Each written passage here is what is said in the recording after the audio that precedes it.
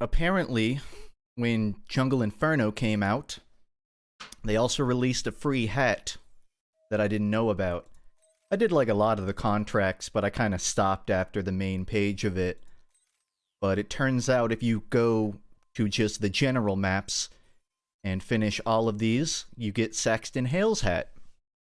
Maybe I knew that, and I just didn't bother to get it. Maybe I never knew.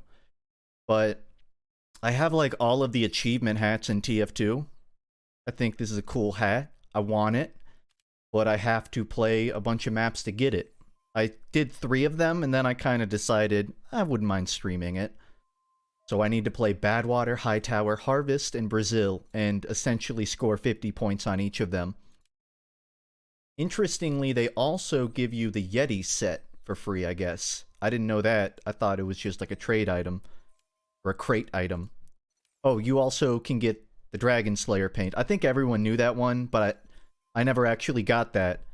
That one needs a lot of stars, so I don't know if I can do that today. But I've had a lot of these rewards sitting around that I never got, so I thought I'm at least gonna get the hat today. You can just do Hightower into Brazil. No, I believe you have to do every one that leads to it. All nodes that lead into this node must first have their primary objective, so I will also need to do Harvest, which means I also need to do Badwater.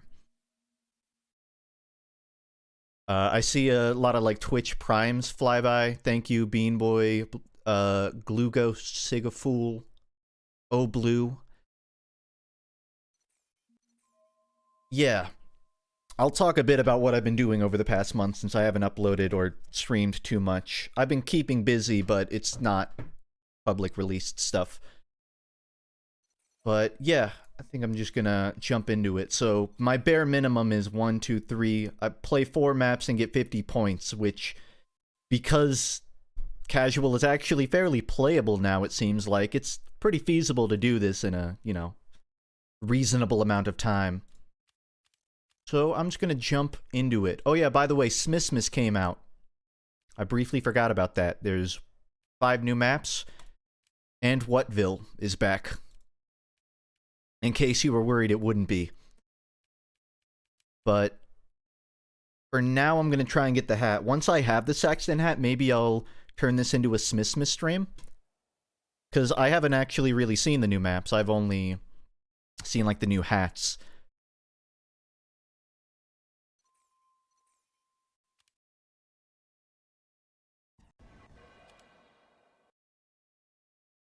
And I'm going to give them credit.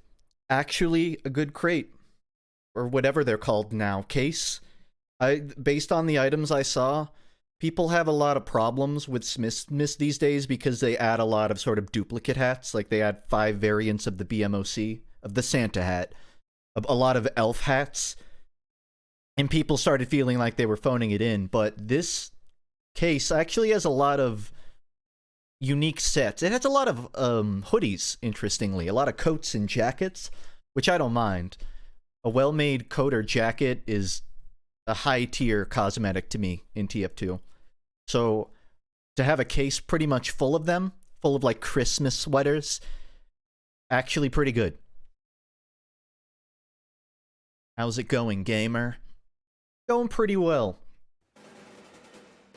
I fell off of my workout grind, unfortunately, for about 3 weeks. I caught some deep, dirty sickness that put me out for a week, and then I didn't go for 2 weeks. But I went today, and today was my leg day. So I actually feel really good. Every time I come back from the gym, I always have way better energy. It's just actually going. Please excuse the remix. I have a 3060, I think, but streaming TF2 isn't conducive to it. I've already done a few maps, so I'll just tell you my strategy. It's just going... I mean, the easiest strategy is going Engineer because teleporter points. Medic is a good follow-up. I'm playing Banner Soldier because it's fun. You can actually pub stomp. And also, my soldier loadout has 1,000,000 cosmetics, and the buff banner adds one more to it. So that's the real reason. If you're wondering if this is gonna be like I gotta get a 25 kill streak stream, it's not. It's I gotta get 50 points, and I don't care how dirty I gotta get to play them. I'm still taking photos of every heavy that kills me. So if you get into a game with me, and you want to be on my screenshot board, on my profile, play heavy. Play heavy and kill me. I'm up to like 30 now. Surprisingly, don't get killed by heavies as much as I would have expected. Also, like always, let me know if the audio is weak, if the frame rate is weak. It's chugging for me, but I don't know how visible that might be on your end. Because to me, 60 FPS might as well be in the trenches. But for a stream, that's really all you can ask for. The real strat is black box, honestly, so I can do dumb plays and get away with it. Did I enable my contract? Yeah, I don't have the overlay, because it kind of annoyed me. I guess I could turn it on, but there's like 1,000,000 advanced options, and I always forget where it is. Enable contractor. Reading.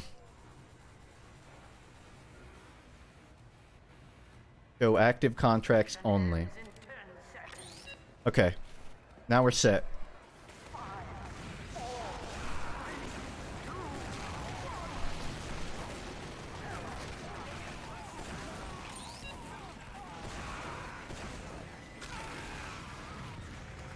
Yeesh. These rocket jumps aren't helping my frame rate at all.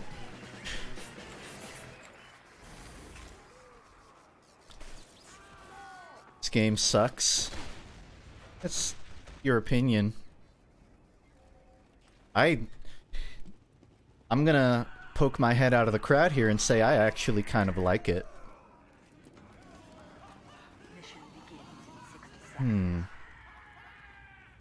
While I'm in setup, I'm going to show everyone my loadouts. They've changed a little bit since my last stream. I got the classic co-pilot scout with the aperture shoes. I got the 1,000,000 cosmetic soldier with the katana. Gotta have the katana. This coat is like 20 cents. It's a really nice coat. And I don't really have pyro cosmetics, so I just kept it simple. I have my egregious golden demo man. Try to keep up. The heavy is probably the only one I tend to not change, just because I really like what I got. Although the new heavy coat's pretty cool. Sheriff. Give it a sec for the pain to start this wreck right here. It ain't for the faint of... Ignore that. That was the alarm on my phone to make dinner. And it's a Doom song. But I'm eating dinner late. Don't ignore that. And this is my medic loadout. It's just a totally fucked up medic. Conservative sniper. And bird spy. There you go.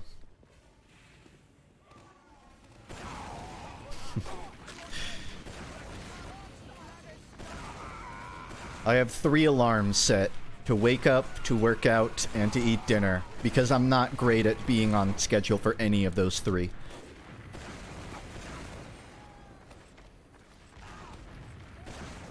Oh yeah, I looked at my Spotify Wrapped, and my top played song was Mastodon Matador by Bobbing, which is my wake-up alarm. My most listened to song is my alarm, which I guess makes sense. Dude forgot to eat dinner. Well, I just... Hey, how you doing, brother? Hi, chat, love you. So it's complicated. I have to go to the gym earlier. I have to work out earlier because it's fucking pitch black outside at like 5 p.m. Usually I would work out around 5 or 6, but I had to move that forward, which messed with my eating time. And since I'm streaming, I couldn't do it either. But yeah. Also, it's just torrential rain every day in Georgia now. So, where I would usually just go for a jog and then have time, I have to go drive to the gym. I don't mind, but yeah, it messes with my schedule a lot. A lot of my alarms are superfluous. It disappeared.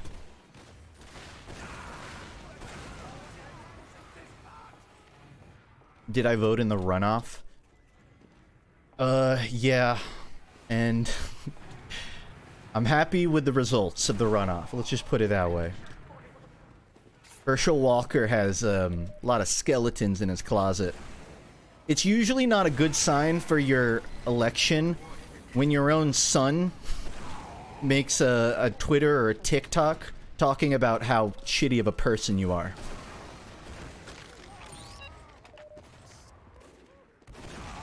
I know Raphael Warnock says some pretty silly stuff here and there, but his heart's generally in a good place. And I think a lot of people misinterpret what Warnock says. Not trying to make it a political stream, just answering with my honest opinion. With the photo? Was there a photo? I didn't see the photo. I only heard a lot of the not so great things about him. A lot of... might be a mean word to say, bastard children. A lot of public transphobia. A lot of just really vitrolic behavior from Herschel. Anyways, he lost the election. And I don't mind.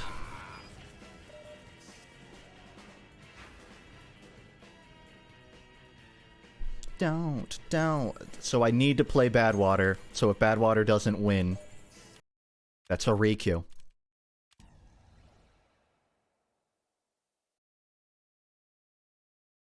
I mean, I could go in about the actual Georgia elections. Not that much changed, honestly.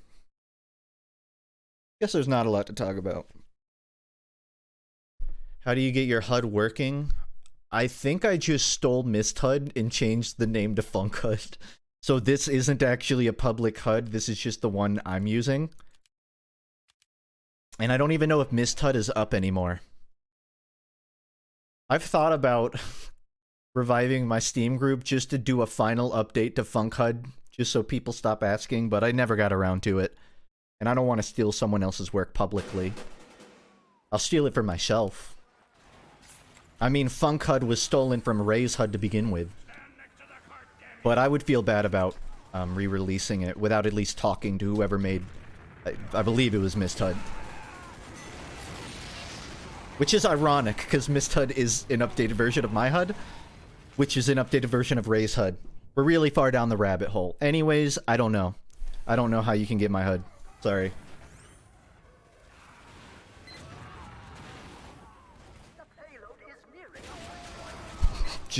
Just put the word stolen in front. Yeah, I like that. I like that plan.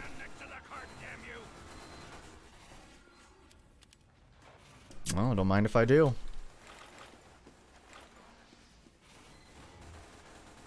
If there was ever a place to get the random sniper, it's here.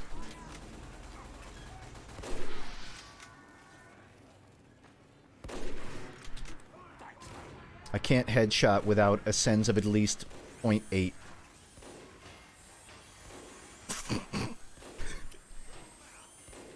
It was still above 0.8. This will make the difference.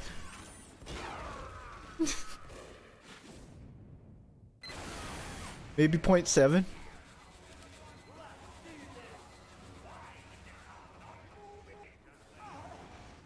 No! Demo Man, no! He just jumped it. He just matrixed the taunt kill. Which I didn't even know you could do.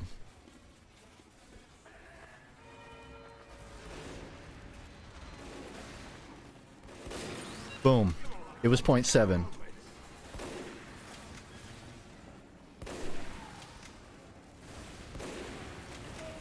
Easy. Yeah, you know what? Not dealing with it. Oh, also, I saw Bird Boy in chat. Hey, Bird Boy. Bird ya boy.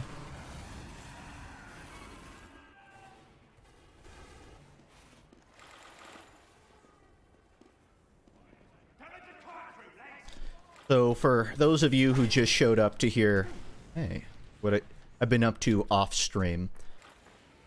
Ow. You know what? Not dealing with it. Where's my crocodile set?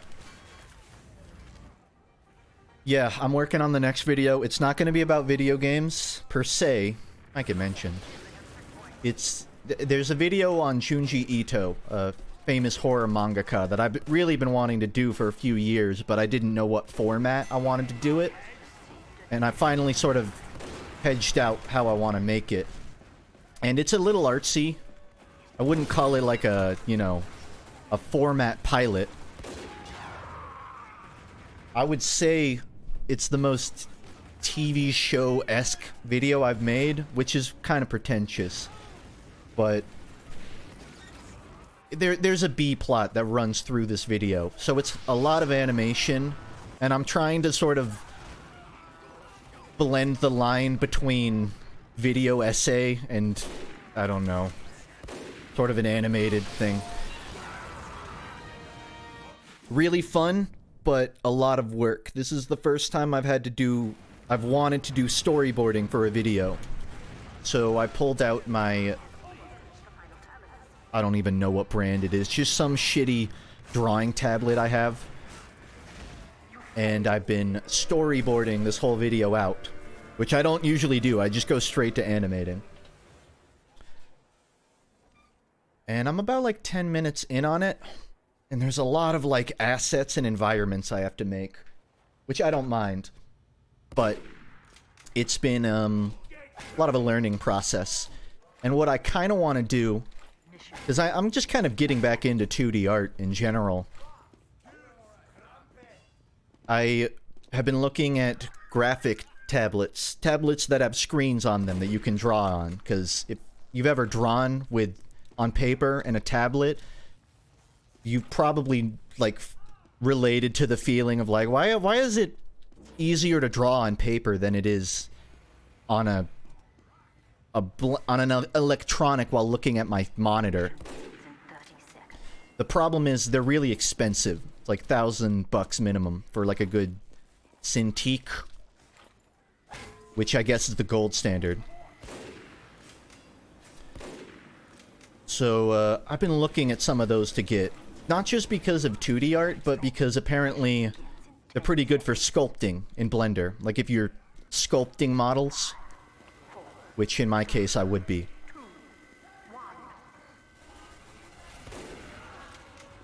So if you are an artist and you have a recommendation on a tablet, I more than welcome one. I was looking at the Cintiq 22, because apparently just fucking every storytime animator uses that. All of my YouTuber friends that I know that do 2D art, they tend to use like a Cintiq 16, 22, or 24. The number just means the size of the screen, by the way. And I can't find an alternative. That's just...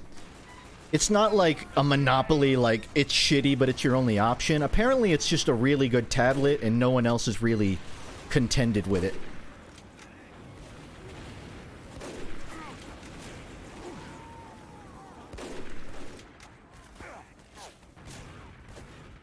It's shooting me. I see you! You could even say, I spy. Oh, speak of the devil.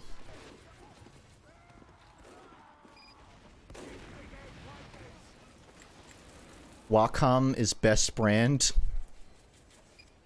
Didn't someone in my chat say Wacom sucks?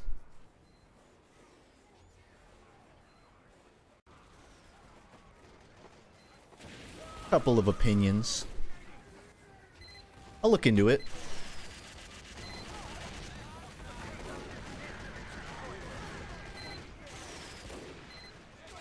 I don't know what I'm doing. I need to, like, rack up points here. And to do that, I have to take out an engineer nest. Engineer. Ah! Not even a fight!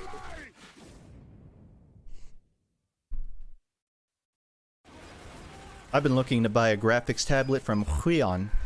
That's just my preferred brand. I think that's what I have. It's like a $20 screenless one. You know, now that I'm kind of understanding it more, even a cheap tablet can do a lot. I guess it is true that it's not... The tools don't make the artists make the tools. That said, there's obviously limitations. Free points, free points, free points, free points.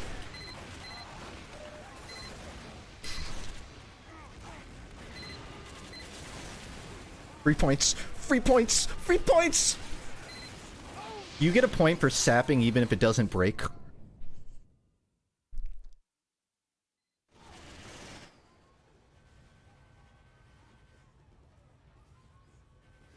That's really nice, Mew.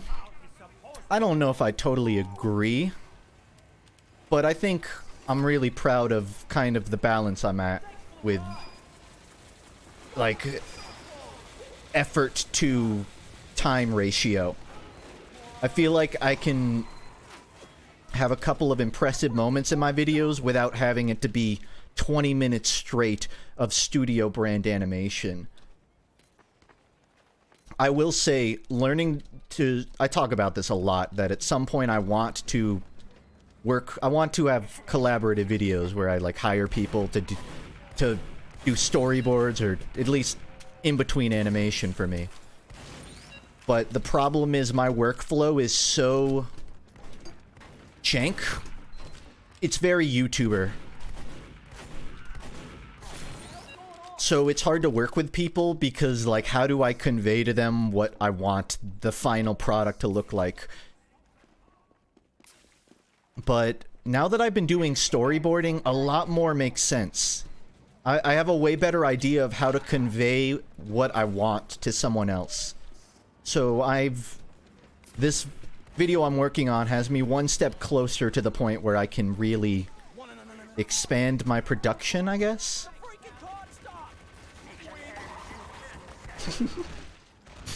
Did you all need to stop for me?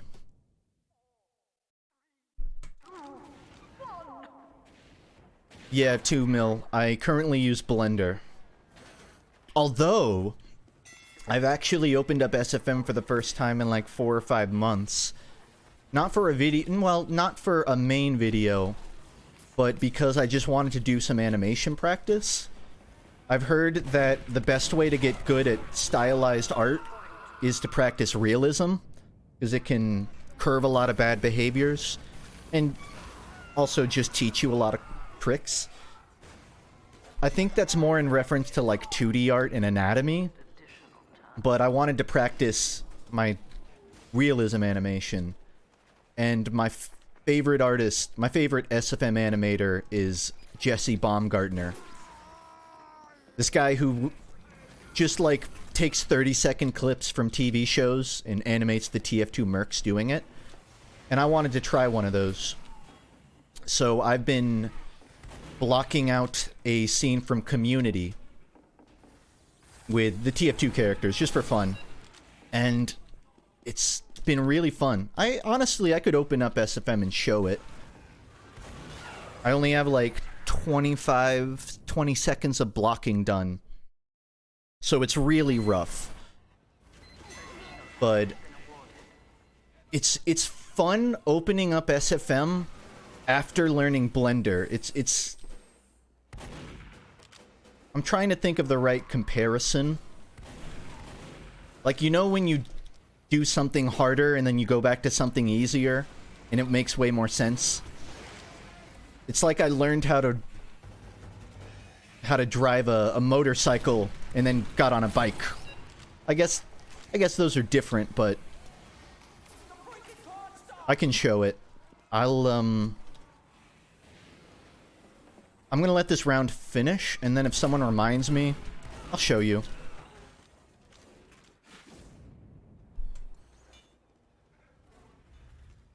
I could set another alarm.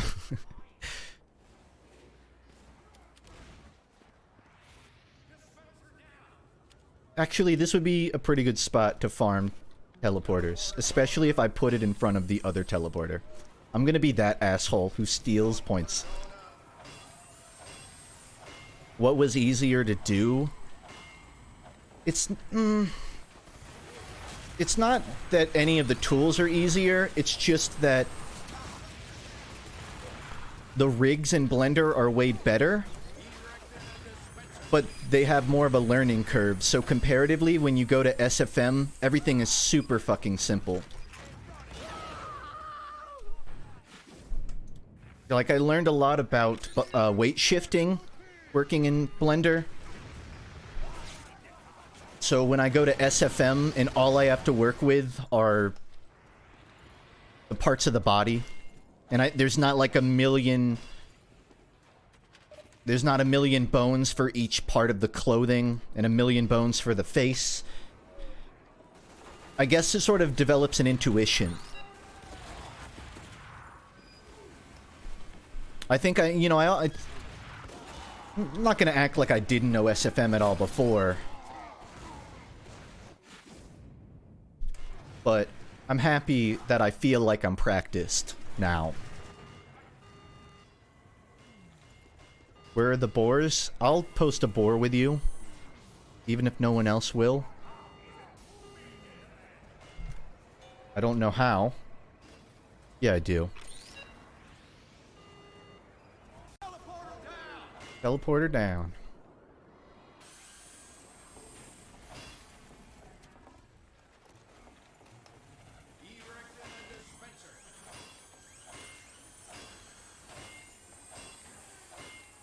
Yeah, I'll tell you, doing character animation and trying to learn how to build environments in Blender are two way different beasts.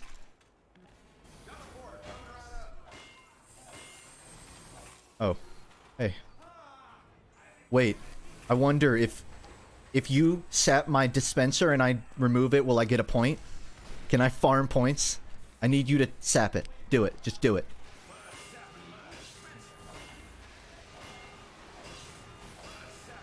No points. You might be getting points, but I'm not. Okay, this isn't working. I appreciate the effort, though.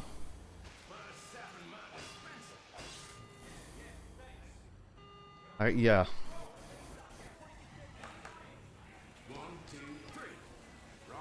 I will say it's fun to, like, make environments, but that's another reason I had to pick up my tablet, because trying to make a landscape of mountains and trees just off memory, you can do it, but the second you have to have, like, a structure in it,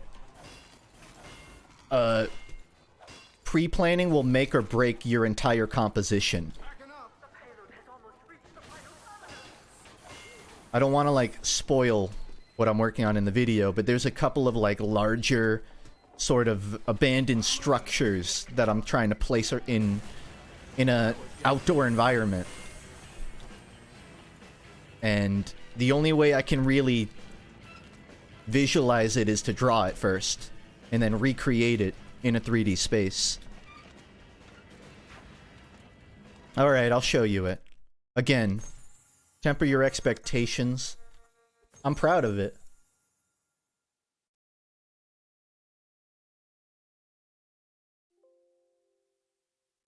Oh, I'm gonna have to close TF2 to open SFM. So, give me a minute, but I'll show you the little animation practice I've been working on in Source Filmmaker.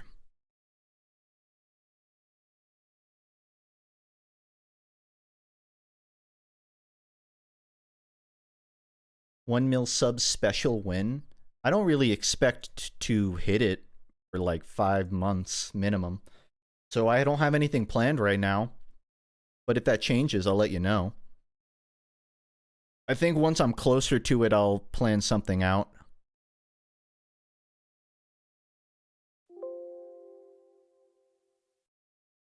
It'll take a moment for everything to open. Self-taught? I mean, I watched tutorials on it. I wasn't a complete novice to animation when I picked up SFM. But yeah, I mean, I guess I would mostly say it's through practice.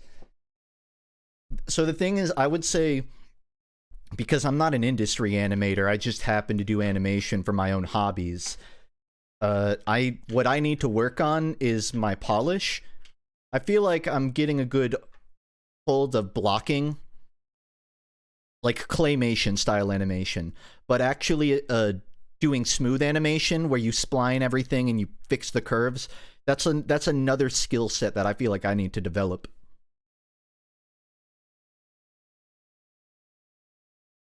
I'll let you know when it's starting. The project has to load, and I don't even totally know how well it's gonna run on stream.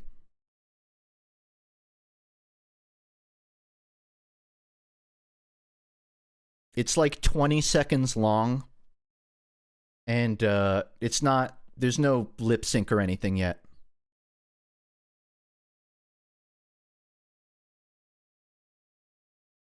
All right, making sure it's showing. All right, I'm gonna play it. You still got the moves, man. If they gave away awards for mind games, the stats should be Jeff Winger doing it to a brain. Come on, just Bush League.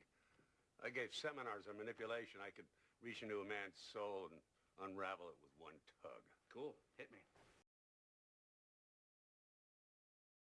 Oh, I'm sorry, I tabbed out. It didn't play sound. Bald. Hit me.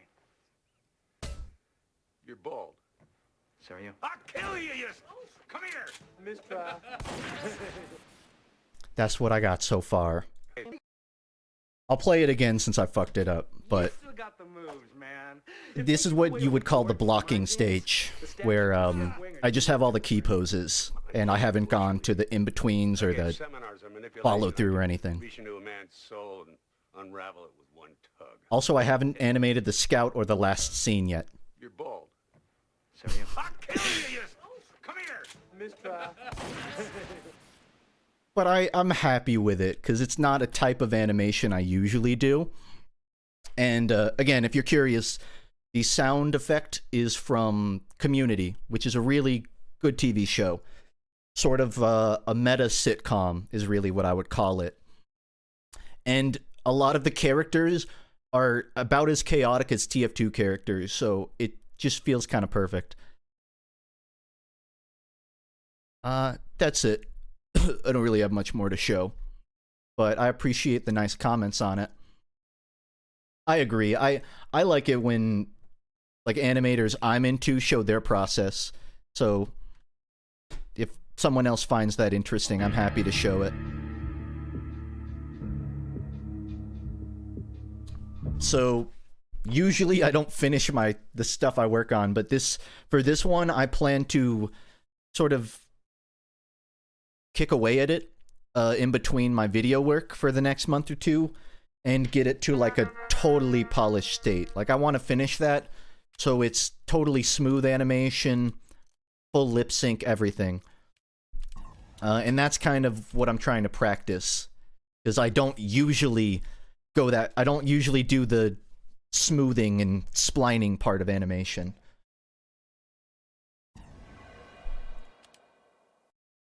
Still rockin' FUNKe, a version of it. Which, by the way, speaking of Community, it actually got quote-unquote renewed for a movie, which I am stoked about. It's not confirmed if Donald Glover's gonna be back on. I feel like he's a cool enough guy. I know that he values his time on Community, and it was just a great show. So it was confirmed. I don't know if it's like on HBO Max or something. What the fuck? Am I on Hoodoo? I feel like he probably will be, but even if he's not, I'm really happy. I'm kind of curious if Chevy Chase will show up. Chevy Chase notoriously had a pretty bad relationship with Dan Harmon and working on Community. So, and I won't spoil anything, but they wrote it in a way it's hard to bring him back. I wouldn't expect it, but anything Community related, I'm excited for, honestly. Which, by the way, I learned something pretty kind of nutty. And I don't know if it's common knowledge, but Miles Morales, you know, the Spider-Man from Spider-Verse, he was only invented in like 2011. I thought he was an older character, but he only really came around. There's no spoilers. He only really came around in like 2011 or so. Do you know what inspired Miles Morales? I guess one of the comic artists for Spider-Man wanted to make a young black Spider-Man, and he was looking for inspiration. Donald Glover really wanted to play Spider-Man, so in an episode of Community, he dressed as Spider-Man. And this comic artist saw Donald Glover's quote-unquote interpretation of Spider-Man and used it as a direct influence on the creation of Miles Morales. So, Donald Glover is, in some capacity, an inspiration for Miles Morales, and it's 100% true. He actually went on to voice Miles Morales in an animated show, and he appears in Homecoming. Not as Spider-Man, but as, like, a secondary, like, I don't know, an antagonistic character? Just a character in the movies. So if you didn't know, Miles Morales, you can thank Childish Gambino in some way for their interpretation of it, which I thought was fascinating.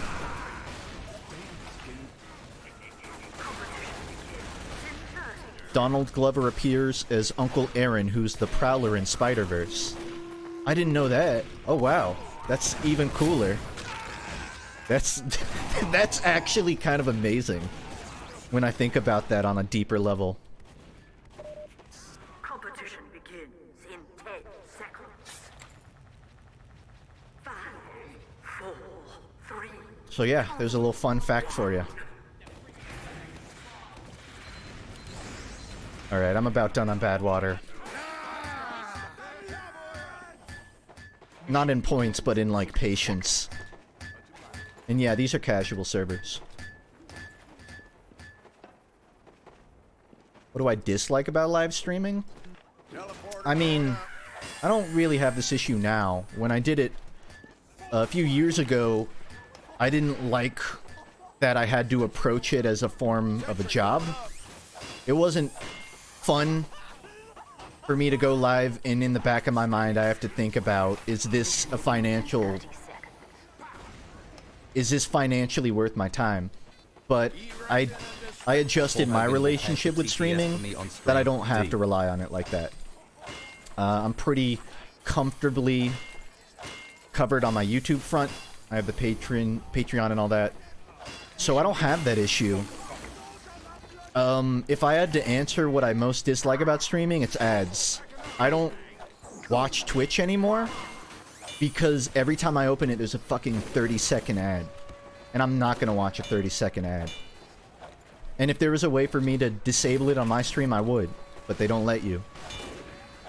I have a lot of friends that stream. It's not like I don't really watch streamers.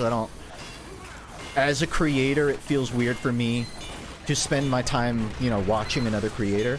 But if it's my friend and I want to, like, talk in their chat, I don't mind. But God, I just hate advertisements.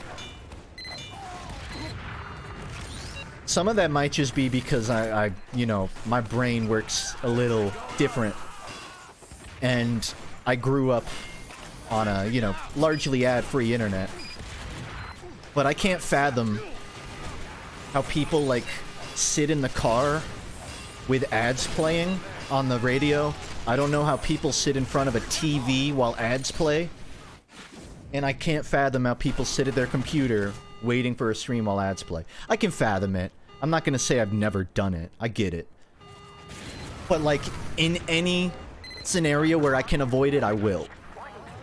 in any scenario where I never have to be exposed to a single ad, with the exception of, like, if I'm watching a YouTuber and they're doing an ad roll, at least I can skip it. I don't mind them doing it.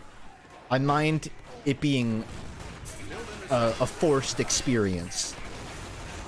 I guess that's really what it is. I don't mind the existence of ads as long as I have a say on how much I'm exposed to it.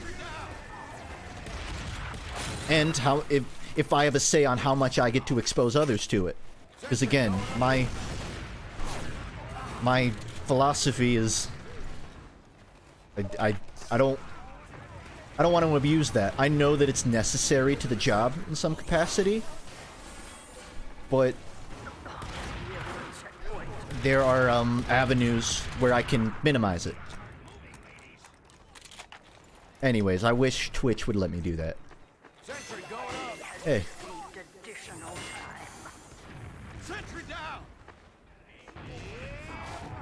If an ad plays, just mute it. I mean, I know I don't have to sit there and watch it, but the fact that I can't watch the content while I wait for it is bothersome. Twitch is a little better because they'll show the stream, they'll just mute it, so you can still kind of follow. But ultimately, it's a necessary evil, and it's never really a positive experience on its own. Do I have another job? No. Content is my breadwinner.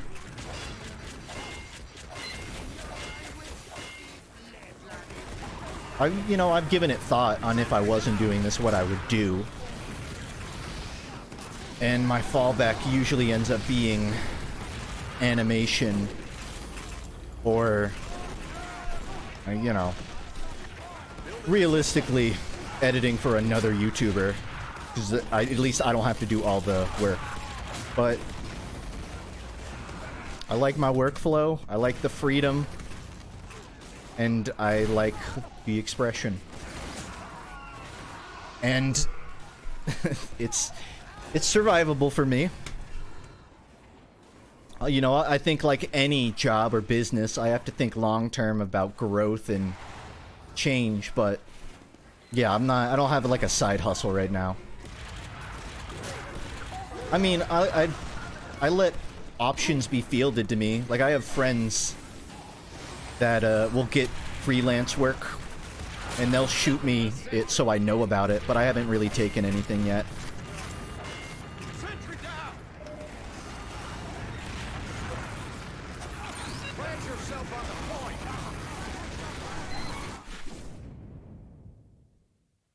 Is breadwinner a real expression? Yeah. So the expression means the thing that brings in money to buy bread. If it pays the bills, it pays for the bread. It's a breadwinner. How's music going? Practicing it a bit less because I'm doing more Blender stuff, and it's hard for me to juggle. But recently, I've been practicing non-4/4 time signatures. Specifically, listen, I'm an old dog. When I play guitar, I'm doing the same things generally. And what I'm doing is trying to recreate my favorite bands. In this case, it's Feed Me Jack. So what that's led me to recently is playing in 5/4 with a mostly raw input. So instead of putting in 5 different pedals, I just throw on like a compressor pedal, and I try to play 5/4 wacky math rock. And it actually, I feel like it's the most progress I've made. I don't have anything I want to open up and show. I'm a pretty private hobbyist musician, but it's fun. I've kind of gotten into this habit where whenever I listen to music, I habitually tap to the tempo when I try to figure out the time signature. Like when I play D&D, we have Sirenscape open, which is this program that plays sound effects and music. And every week my DM plays these really specific combat songs. And I don't usually think much about them. But I played yesterday and I realized that they were in 7/8 time. But I just sat there tapping 1, 2, 3, 4, 5, 6, 7. 1, 2, 3, 4, 5, 6, 7. And it's fun little things like that, where I feel like I'm getting a better understanding of rhythm. I think when you're first learning math rock, you can be really tempted to just want to learn scales and harmonies, and it can be kind of hard to commit to learning the percussion side of math rock, the drums and the time signatures. Like on a mechanical level, it's hard to sit there and commit to how do you make something in a weird time signature. But I've actually been committing myself to learning that a bit more. I still don't have a drum set. I want to get an electronic drum set. I know that you can... What's the word? You can make drums, you can plot them out. God, what's the word? What's the word? Code drums? You can make drums without playing. Program. God, thank you. You can program drums without banging on a drum set. You know, just on a computer. And you know, I should try it. I think I would learn a lot. But I also just kind of want to get an actual drum kit. I've been sort of procrastinating doing either. Because I'm someone who has 4 hobbies and I am intermediate at all of them. I wouldn't say I'm expert, because it's hard to commit time to be an expert at one thing when you want to be at least sufficient at 7 things. But I'm happy with my progress. My brain is happy when I come away from a session knowing like one thing, even if it's a little thing. There's actually a VR game that gives you a drum kit. It's not even a game, it's just a drum kit. I'm blanking on the name.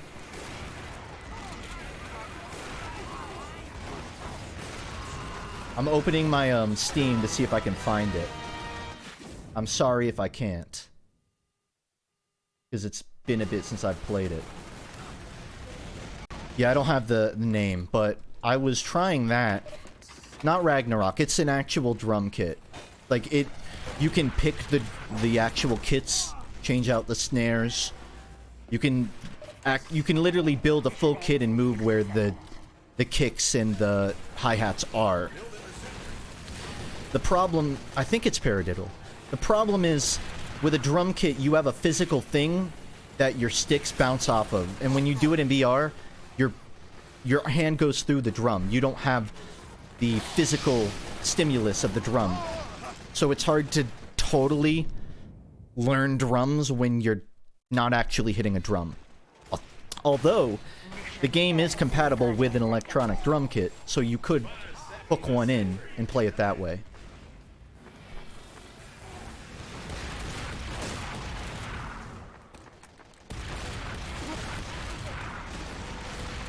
The other thing I've been learning, not really learning, but there's an Ableton plugin that has a pretty authentic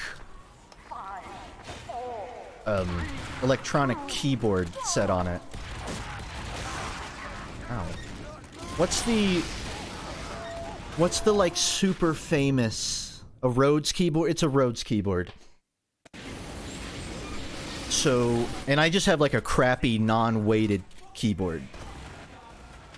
A really basic electronic keyboard, basically. But I love the sound of a Rhodes piano.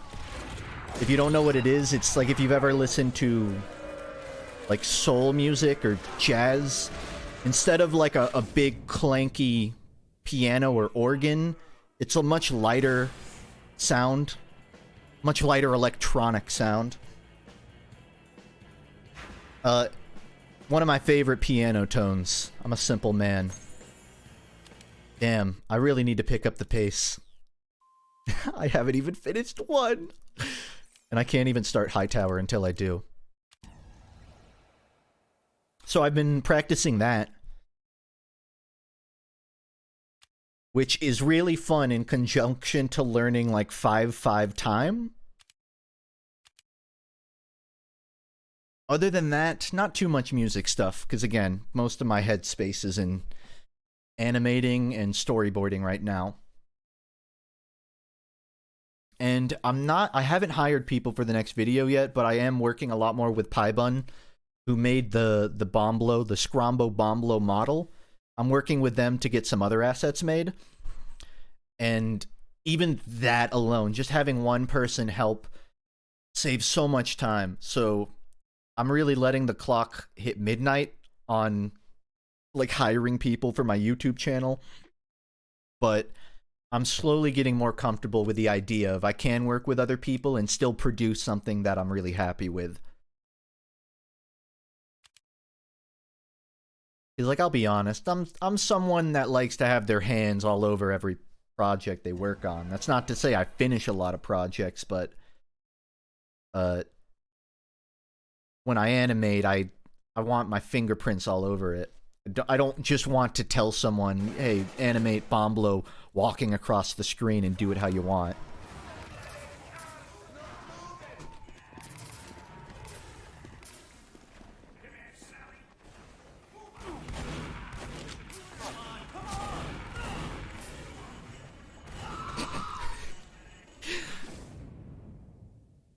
That was the cheapest thing I've ever done. Just admitting I can't win and pulling out the bonk.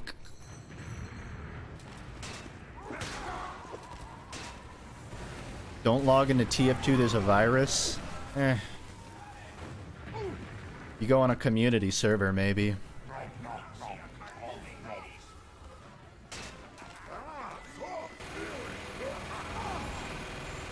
I don't have a medic, so this is gonna be difficult.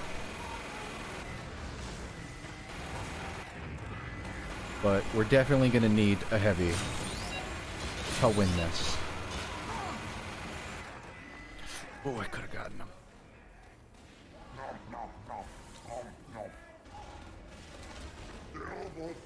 Cobalt, yeah, I have tackled perfectionism, but I've gotten a bit better at it. I'm trying to think about what the solution is, and I feel like the solution is accepting that if your point has been conveyed, and if the point or expression or whatever you're making is conveyed, you gotta give yourself some leeway.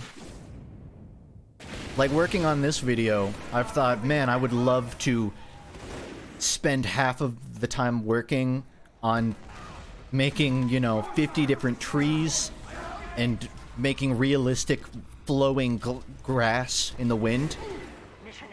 But another part of me accepts that I'm a one-man band right now. It's not feasible to do that much work. And even if it was, I'm gonna learn a lot more overall working on 30 things than I am spending 30 days working on one thing. You have to compromise with yourself. You have to be willing to finish what you're working on and not redo it, but rather just start working on something else.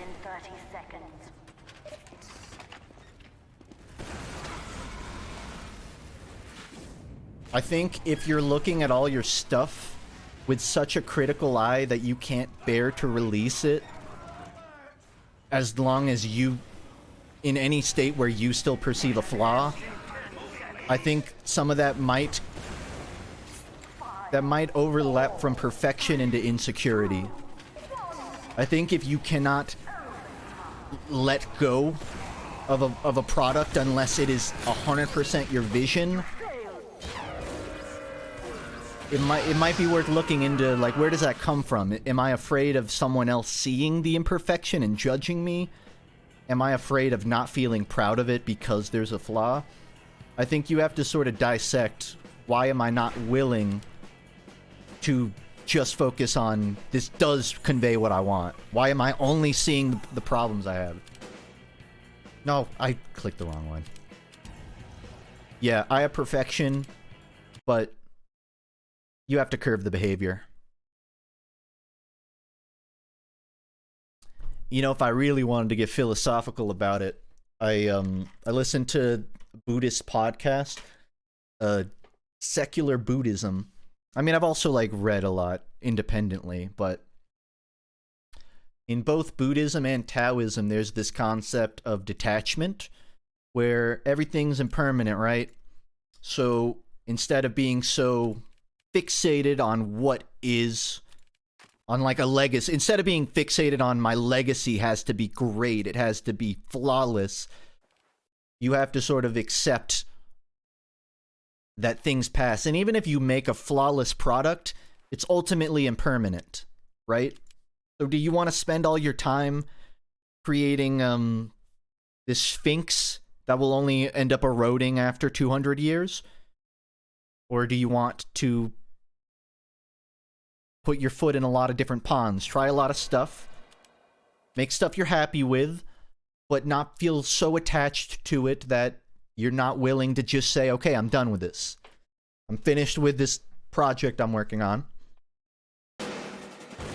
Or, alternatively, this might seem counterintuitive, being so attached that you're not willing to finish it because it's not what you want it to be.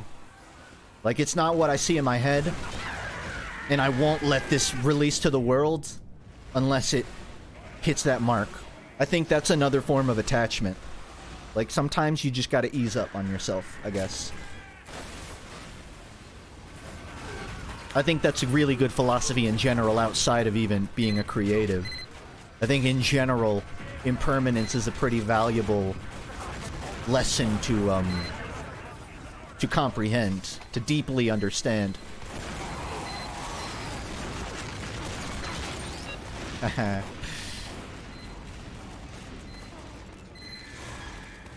It's like that phrase, your feelings are valid, but your reactions may not be, right? Yeah. I think that's more like a parallel lesson than it is the same lesson.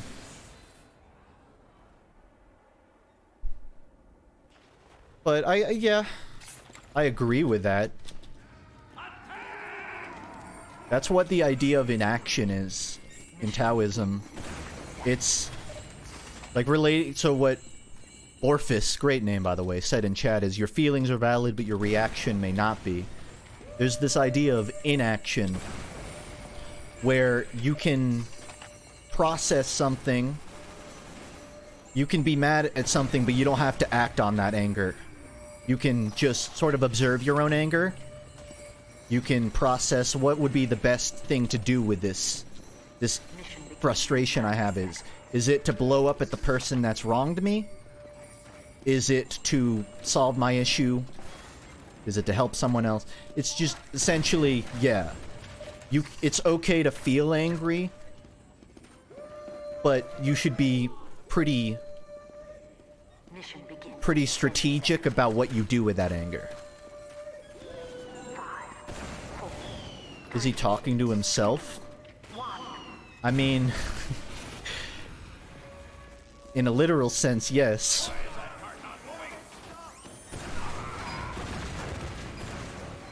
In a cosmic sense, maybe yes. Depends on if you believe in reincarnation. In a social sense, no. I'm just sharing with anyone that's hearing my voice right now my opinion on that. Or my understanding of it. Not even necessarily my opinion. Huh. Easiest air shot of my life.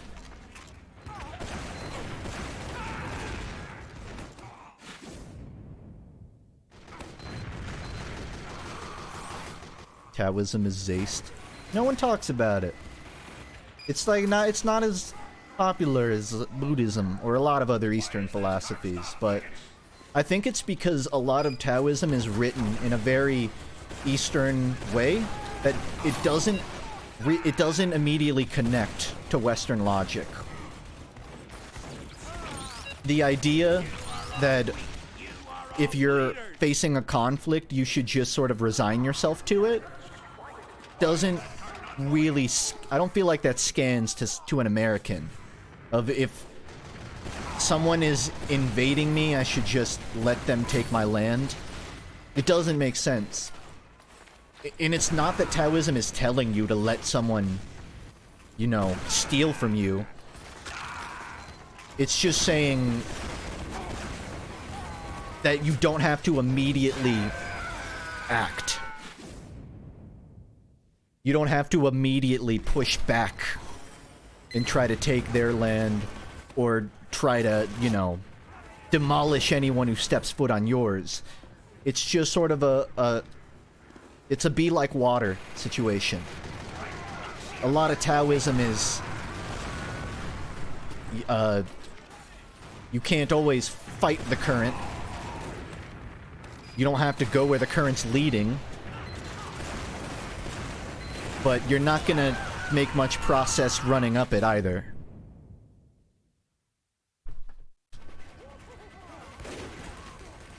That's how I interpret it, at least. Another big tenet I like is being empty, which really goes back to attachment.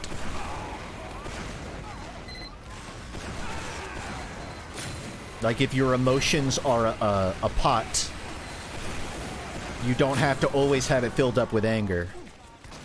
Sometimes you gotta empty your pot, so to speak. And the same thing goes with accomplishments. If you fill up your emotional pot with every accomplishment you make, and it gets filled up, that might, you know, turn into an ego. It might make it harder. I don't know if I can really go in depth with this, but it's like every accomplishment, every fault you have, you don't need to hold on to it. You don't need to hoard everything you do. It's okay to just let stuff pass, even if it's good or bad. That's the idea of being empty.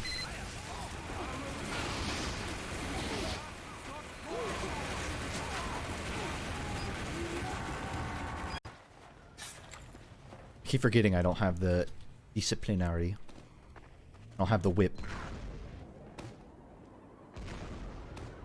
What if my pot is always empty and I always feel empty?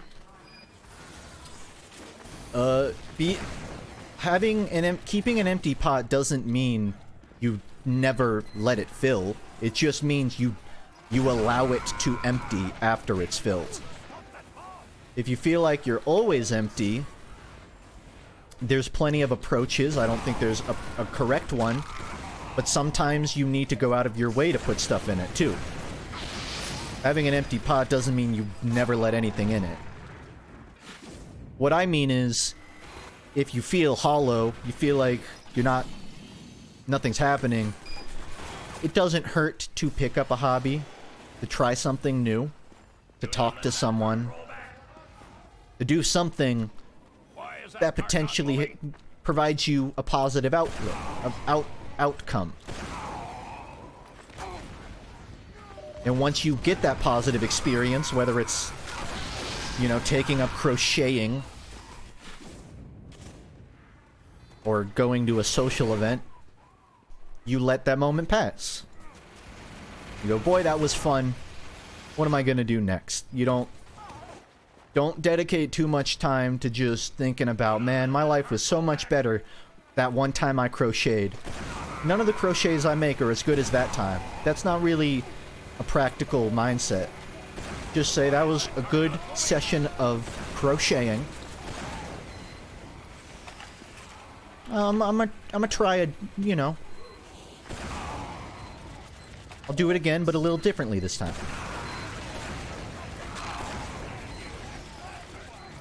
To be clear, I don't crochet. It's just, it seemed like the easiest comprehensible example I could come up with. I was gonna say rock climbing, but I keep saying I'm gonna rock climb and I haven't done it yet. So it would have been a bit... it would have been a bit hypocritical for me to say, just go rock climbing, which I haven't done.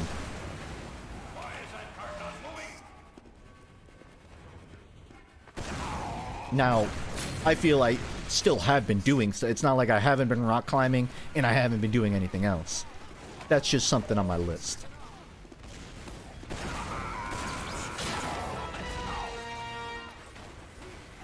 So my contract is done, but the way contracts work, you have to actually finish the map before you can turn it in.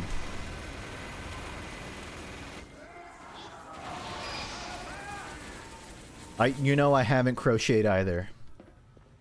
I guess this entire point is moot. Maybe one day. You know, it's funny. Getting back into Blender and modeling, I actually understand the appeal of, like, crocheting and knitting and, you know, molding clay and stuff. Like actual physical art, it makes more sense, especially because of sculpting. Which is just, you know, you draw lines in Blender and it sculpts a model. The same way, you know, sculpting clay with your finger makes an indent. So, I guess what I'm saying is, I wouldn't be against learning how to crochet. If I had a reason. Like if I wanted to make a little bomby shirt, maybe I will.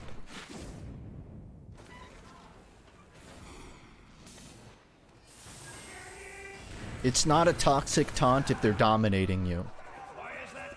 That's just the rules. Mission ends in 30 seconds. To be clear, I could totally b-hop if my frames were 144. It's not. Actually, no. That's a denialist in me.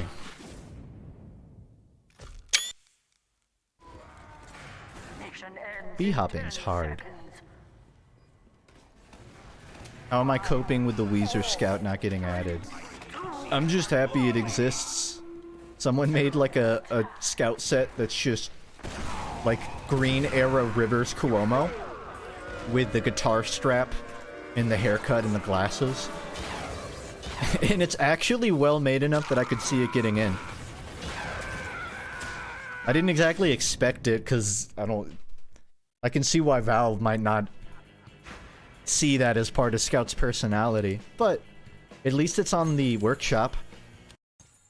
You know, Valve pretty regularly adds hats from like 5 years ago that everyone forgot about. So this is just a hat that maybe they'll add in some future update. And if they don't, at least there's the gray bands. Hey, Twitch chat. Should I do Hightower or Harvest? Type 1 or 2. Just type Hightower or Harvest.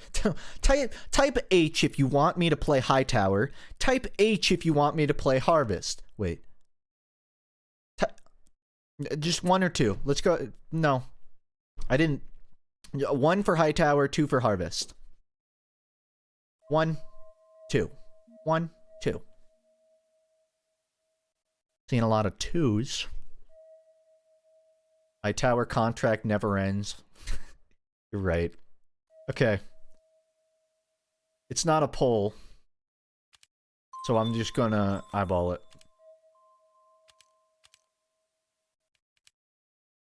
It's strange to me that you can't just click the name to queue for it. That seems like such an easy feature to me. It's King of the Hill.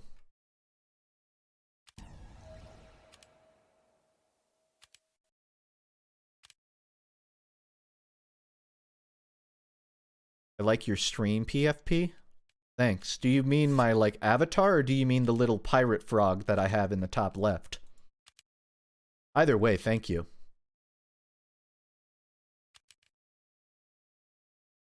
You didn't get to see the, fourth bird. Actually, how many birds do you see right now, chat? I want to see how many correct answers I get.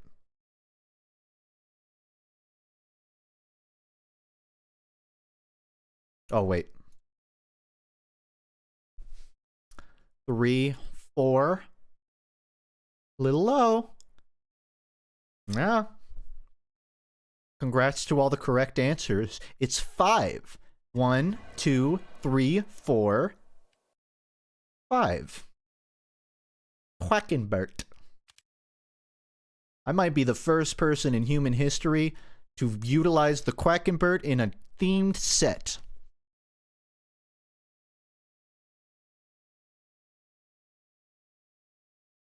And that's an accomplishment I will hold near and dear. Alright. I want to see if I can pull off the funny sentry.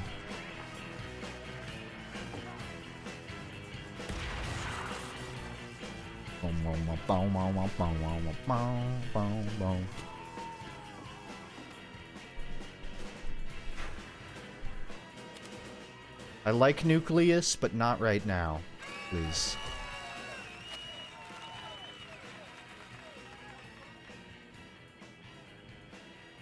Check Discord. Is it urgent?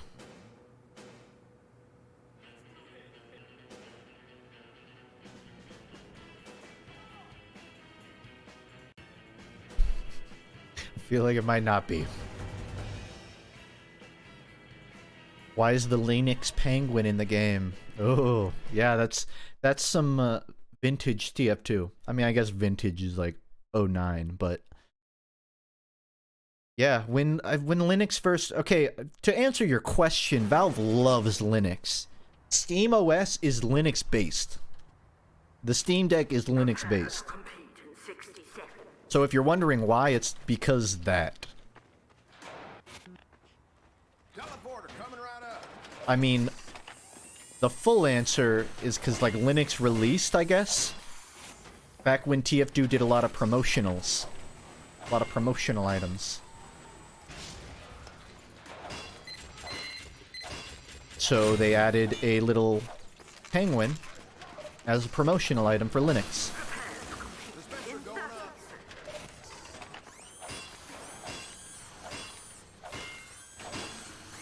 It can't be Linux-based because Linux is not based. I've only really heard good things.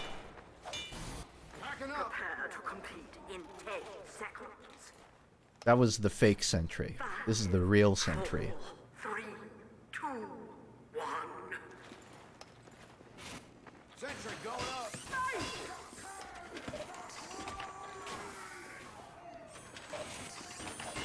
Oh, thanks, buddy.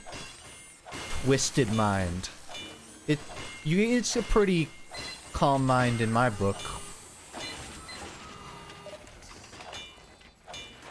All right. Oh no!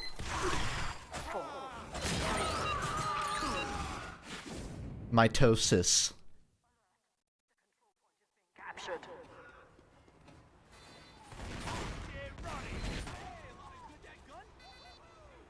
Alert. The control point is being captured.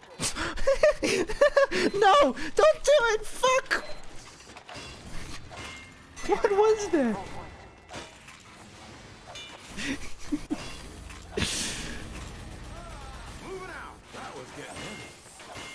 What's my favorite pizza topping?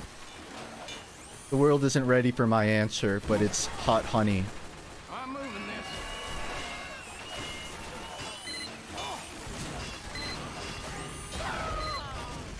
Ooh. Not honey, hot honey. There's a variant of honey that's just a little tangy, a little spicy, and it goes great with a pepperoni pizza. Goes great with any pizza. Yeah, it's a little spicy, a little bit. You ever had a pizza with peppers on it? Just imagine that, but it's a sauce and a little sweet. Hot take: pepperoni is bad on pizza. I wish I could agree. It's one of the few meats I pretty regularly eat.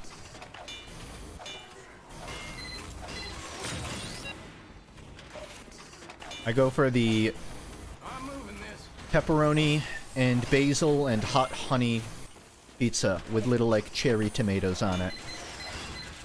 There's a pizza place near me that makes it. Tried it there. Thought it was fantastic. So now whenever I make my own pizzas, I tend to throw that on it. Alert. The control point is being captured. Backing up. Uh-oh.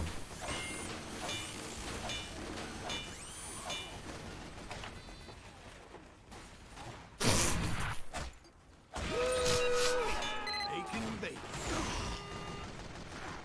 We have lost control point. Well. A lot of good that did me.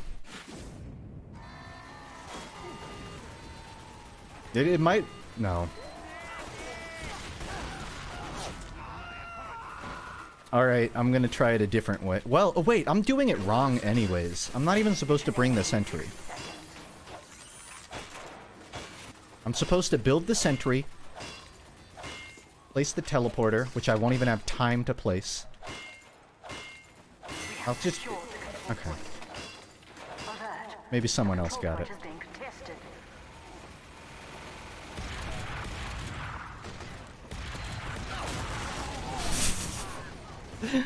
I don't think I'm getting this.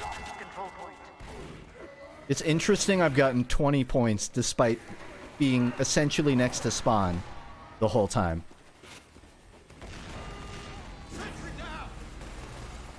Good for you. Mission ends in 30 seconds. New plan. Anything but this.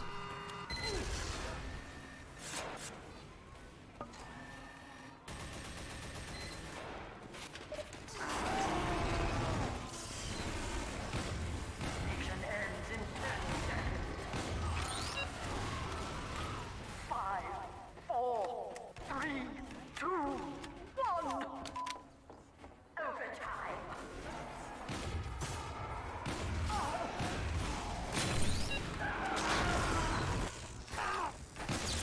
Don't do it. You failed. I'm not exactly someone that has a lot of different pizzas, to be fair. I usually just fall back on the hot honey. Competition begins in 10 seconds. 5, 4, 3, 2, 1.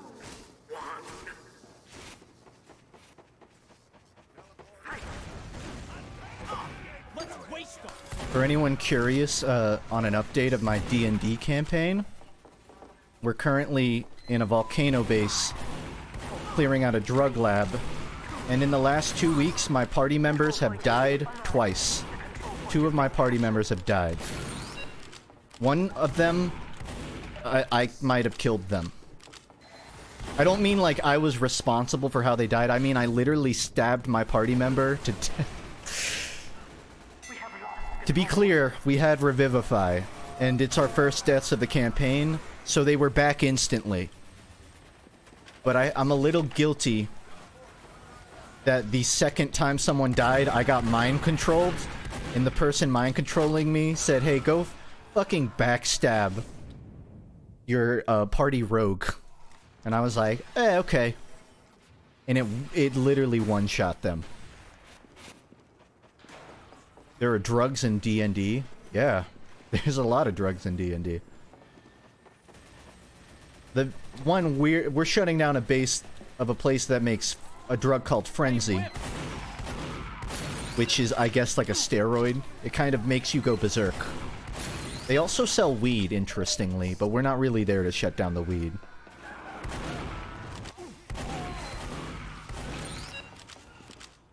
I feel guilty about killing Demo Man with heads. Even if they're on the enemy team, I kind of want to just let them have it, you know? Because I've been there.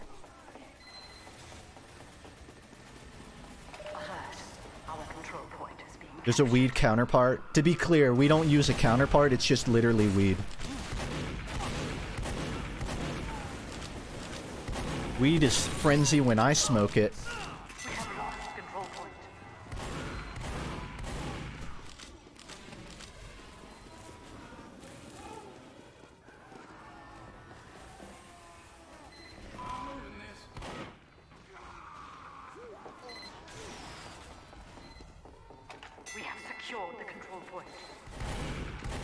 This one sentry is really effing my day.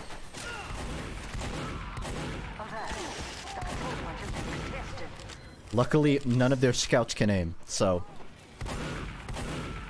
no issue.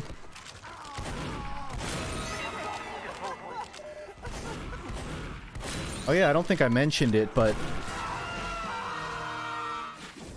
alright, you're no longer getting my graces.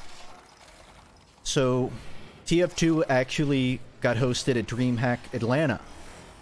The esports tournament that goes down at Atlanta like every year. Normally TF2 never gets hosted, but for whatever reason they did. I went to it and it was a total wash. I guess the #1 team in sixes showed up and just I only saw like the semifinals and the finals, and it was like watching an invite team fight an open team. That's not that's mean. It's an invite team versus an invite team that's not #1. They're both great, but it wasn't super close. But it was really fun to watch in person. It didn't have the craziest audience. You know, it was like a small movie theater's worth of people watching it. But considering the only other times I've ever seen TF2 played at LAN was at TF2 exclusive LANs, pretty cool experience regardless. The control point is being contested.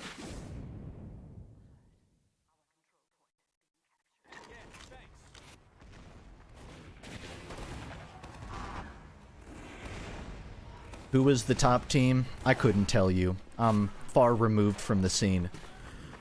And you know, if they're not the #1, my bad. I know it. Froyotech was not there, and it was a team name that I'm not familiar with. Something with a 6, and maybe a Z.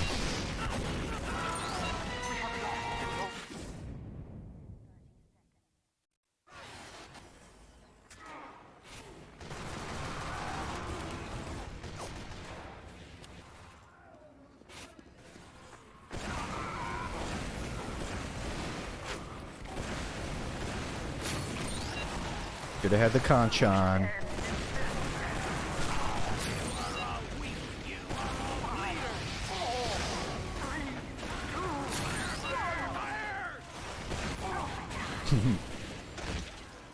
We have secured the control point. Alert. Our control point is being captured.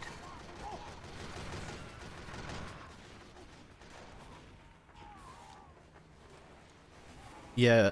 Mission ends in 60 seconds. Beans was eaten. I still kind of reserve the opinion that D&D is one of the most fun video games I've ever played. And it's not a video game. But in my defense, we play online on Roll20, so it's kind of a video game.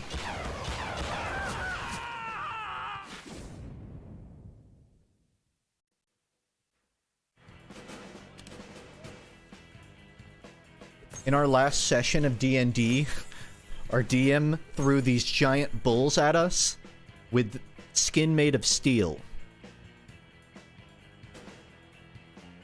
And you know what the first thing I did was? I rode the mechanical bull. And I actually got a nat 20 on it, so it didn't throw me off. My party member also tried to ride this mechanical bull we found, and she rolled a nat 1. Instantly bucked off.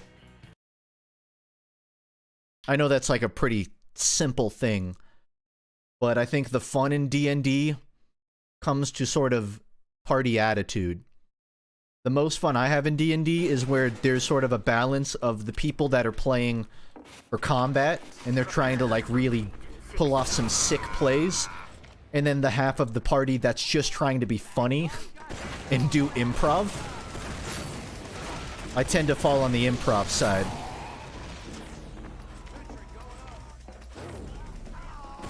I wouldn't tout the mechanical bull as my finest work. But I don't really keep a list. There's just a lot of fun moments where you can make your friends laugh, and that's kind of what really makes it worth it.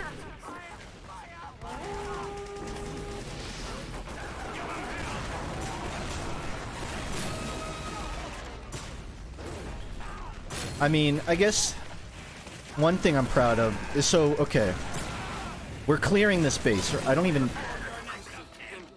do need to be on Harvest.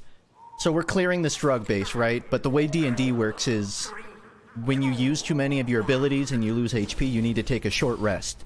You need to stay in the same place for like an hour or two and recover.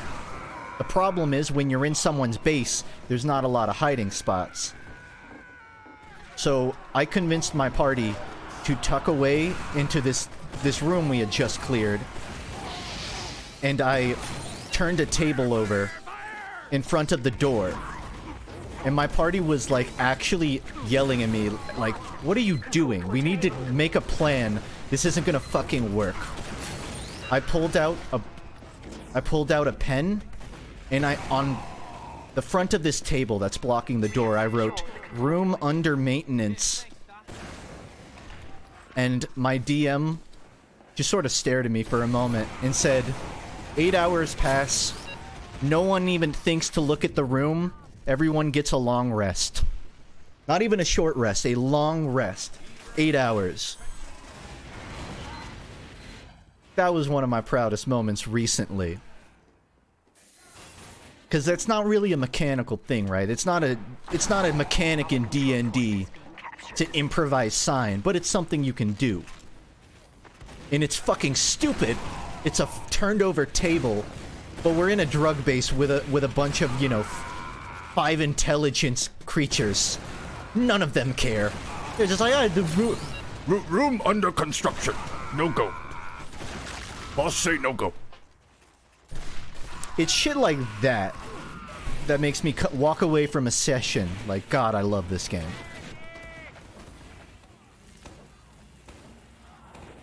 New weapon? The grog launcher? The scrumpy shooter?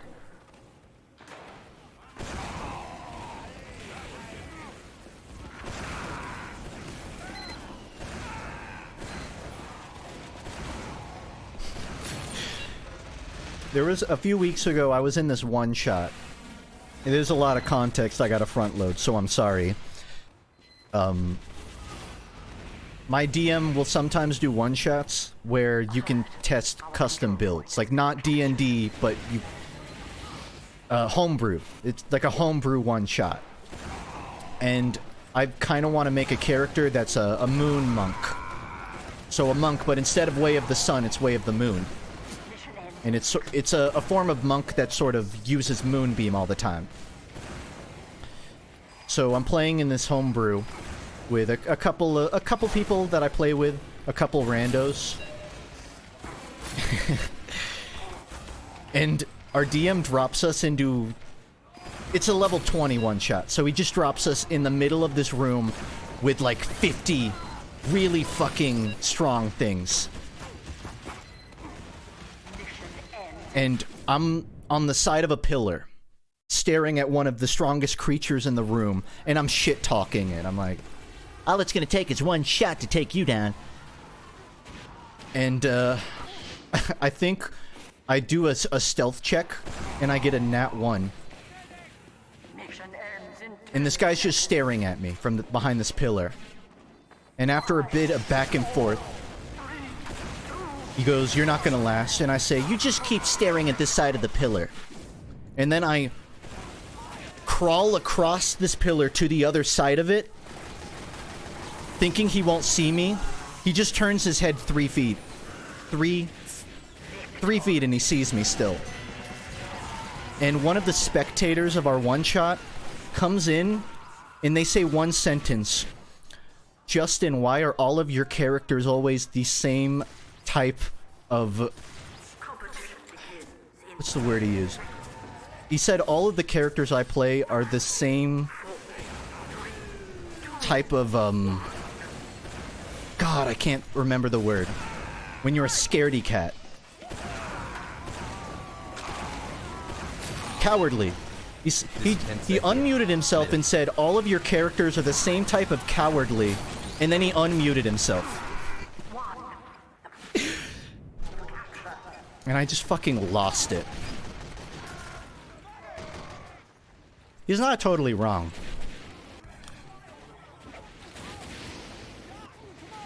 It's not, to be clear, it's not that all of my characters are cowardly. It's that I like to talk a big game and then fucking hide.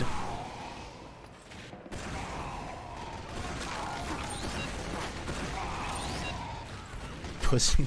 He didn't say pussy, but The control point is being it was definitely a little snide. It was a joke. It's someone I know. Unfortunately, that homebrew build wasn't really balanced enough for me to play. I think it was balanced, but that character died at the end of the one-shot, so either it's not balanced or I didn't play it right, which is,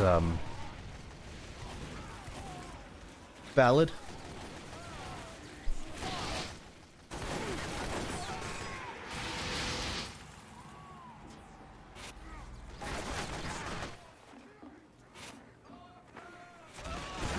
Aw.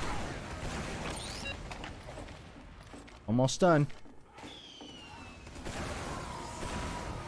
I ain't afraid of no crits.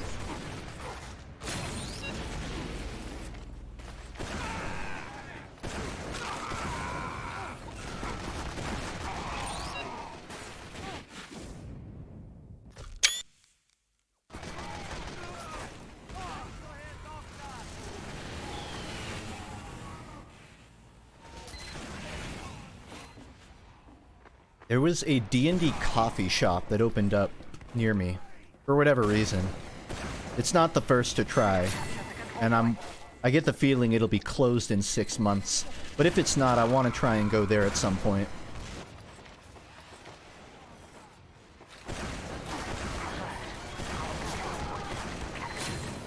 Haha. Even if I die, I still win.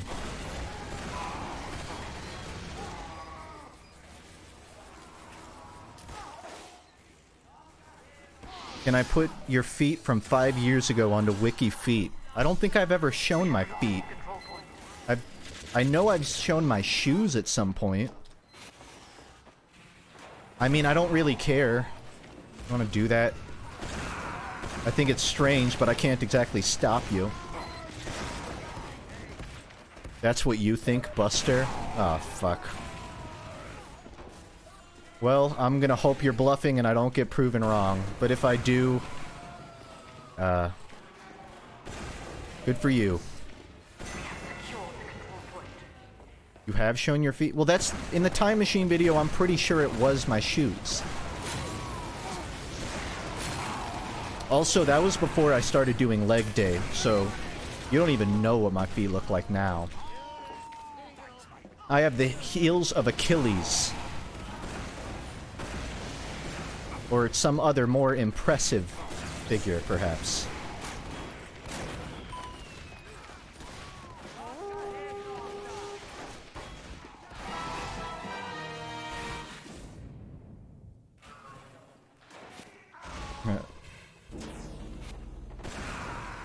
Yeah, I didn't need to win.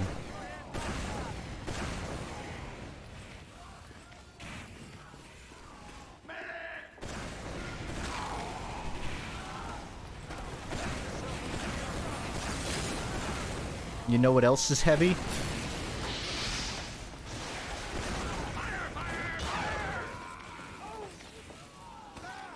This overbearing guilt. Killing an engineer.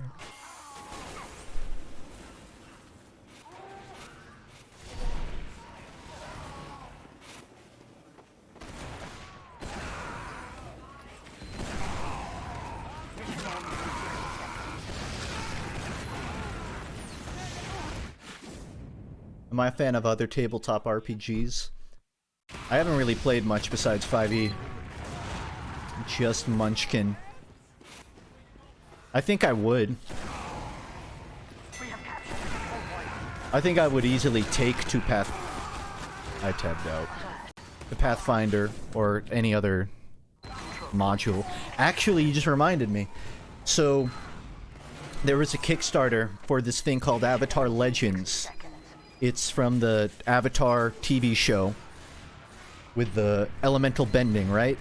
It's sort of a D&D module version of that, where you get to build a character that's a bender, and you get to play in a couple of different...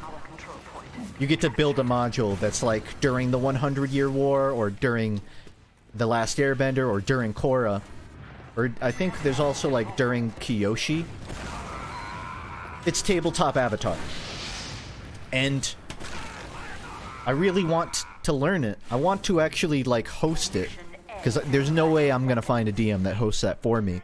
The problem is, it got funded, pre-orders went out, and they still haven't made a way to buy it, or, you know, to get it post-pre-order. Only people that pre-ordered it can own it.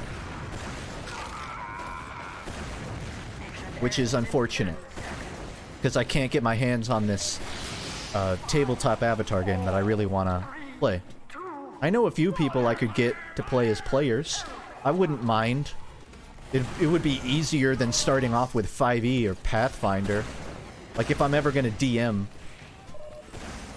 Kitty Game isn't the worst place to start. So I'm hoping they actually do a proper release of that this year. Or next year. It looks interesting. Also, the pre-orders come with a lot of cool stuff. They have, like, Avatar die. They have a lot of specialty die for that game. There's an entire book of rules and, you know, all of the NPCs and everything you gotta know. But no one's, like, scanned them and put them online, so I can't just find PDFs and learn it there. I have to either get the book or wait for someone to scan it. Neither of which are viable right now.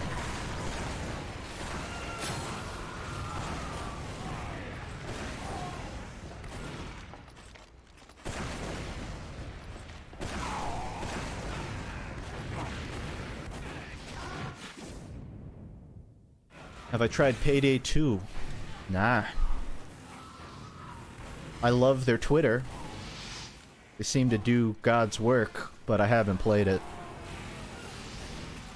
Is it officially licensed or fan-made? It's official. It's like an actual Avatar product. If it was fan-made, I don't think I would really think twice about it. It's not to say there isn't good fan-made Avatar content, but I don't think it would be as thorough. It's official. It's very thorough. It's not just like 5 pages of, hey, you could make an Avatar-flavored D&D. It's just its own game.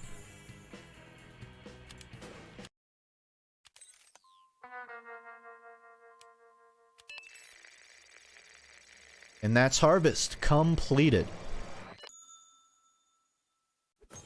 Next up, Detour.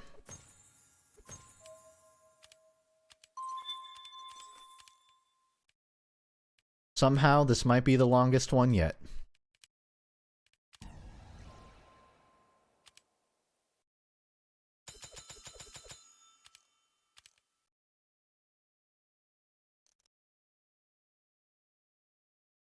I still haven't watched Avatar. As an animation fan, is it worth watching?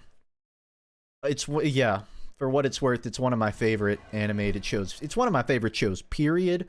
But if you're just judging it on, like, well, is the animation good? Yeah.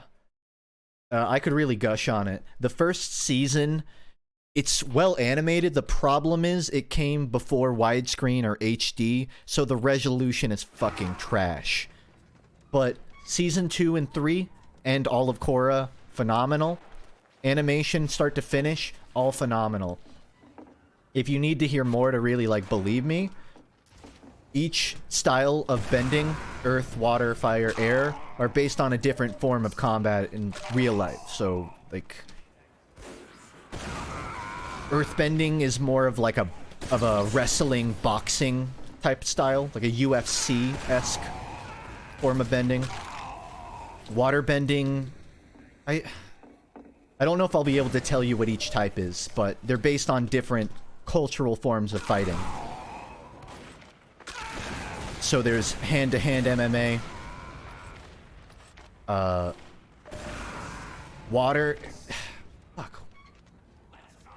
Water is Tai Chi. I know water is based on more of a, I'm not even gonna act like I know. I have to Google this. When I know them, I can explain this better.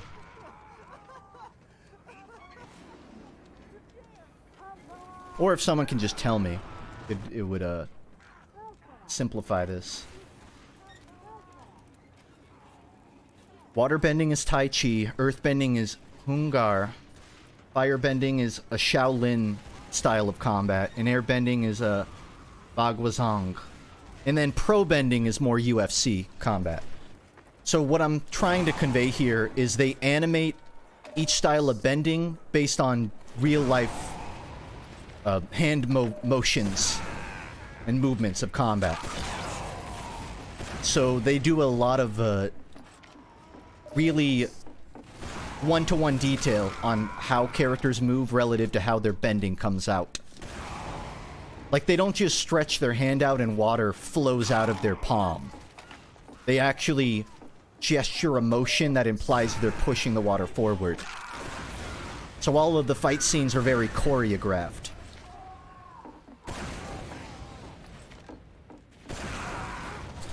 But even beyond just the combat, the actual expression, what I like about Avatar is even if it's, you know, quote-unquote fillery, they put a lot of stock into their facial expression.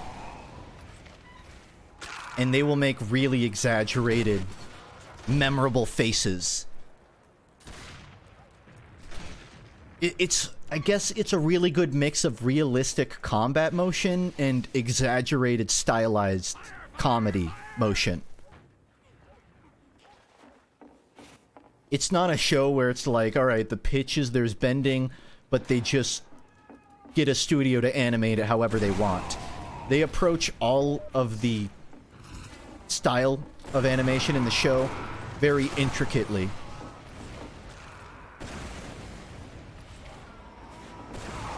And that's why it's one of my favorite shows, because you know, I love something like JoJo, but the problem I love David Productions, the people that make JoJo, but in the earlier parts, they have a tendency to just show the impact without showing that much wind-up.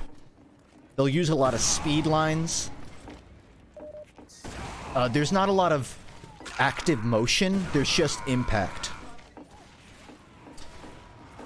But in Avatar, it's a very wind-up show.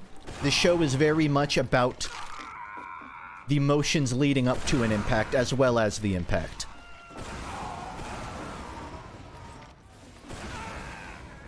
And I will say the newer parts of JoJo are better at it, and even like part 2 is weirdly really good at it. But a lot of JoJo is very pose-based and not motion-based. Which is a problem with anime in general. If you look at anime shows and think it's just poses with mouth flaps and occasionally a rush of punches, Avatar is not that. It's not just pose to pose. It is very fluid motion.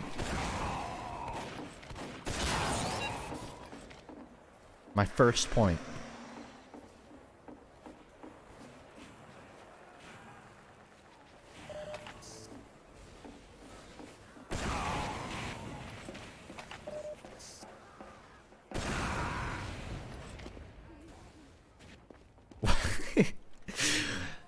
It's 8v9 and the carts haven't even moved a little bit. To be fair, I don't need them to yet.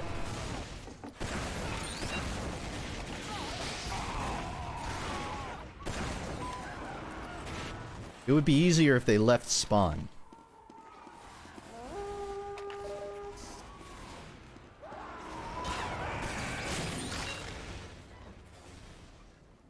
Little heart to heart.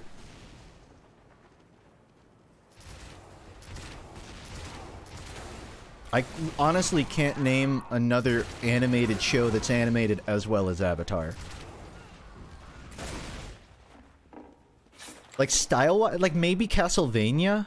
Castlevania has some fucking phenomenal animation. And that's not to say there aren't shows that aren't on par, or, you know, that don't have amazing shots. But I think in terms of consistency, Avatar is one of my peaks. They certainly exist. There's certainly movies that are fluid. But like a TV show, it's rare you get something like Avatar.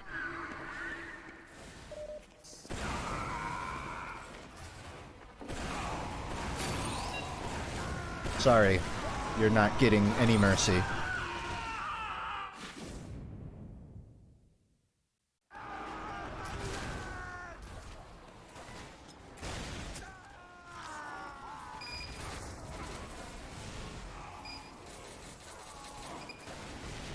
I'm not even gonna open up the can of the Korra versus Aang conversation.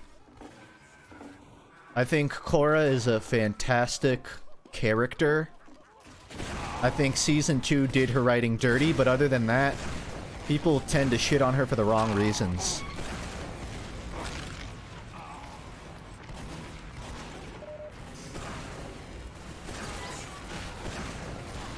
She's a very headstrong and aggressive character. A very, powerful lady. Which some critics, for whatever reason, don't seem to respond well to.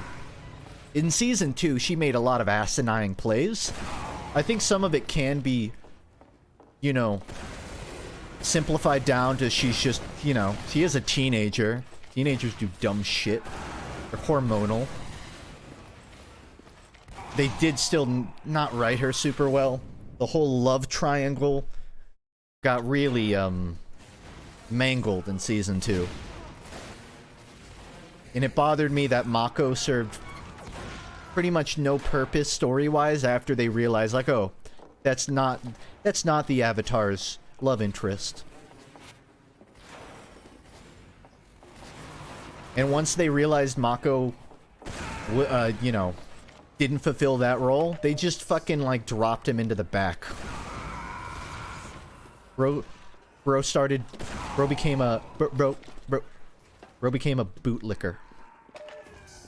I still love Mako. He's still a great character by the end of the show. But God. They just didn't know what to do with him in Season 3, so his whole gimmick was, man, isn't this awkward? He became a Unity asset. In a sense. I gave him one moment in the last season.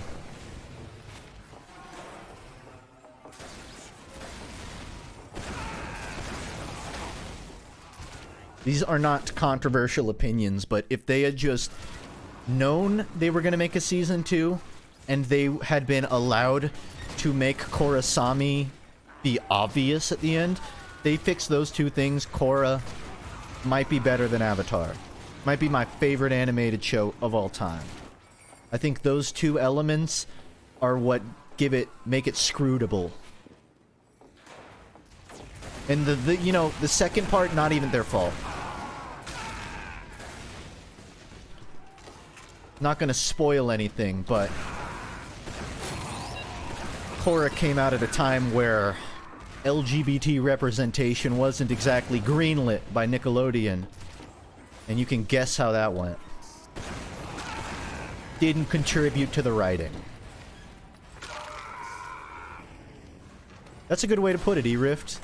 Korra's highs are insane.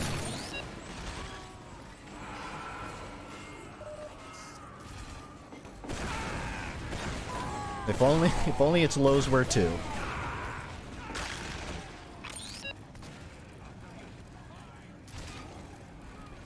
My last easy opinion, Season 3 of Korra, best of any Avatar content that exists. Season 3 of Korra genuinely may be better than the original series. EMO.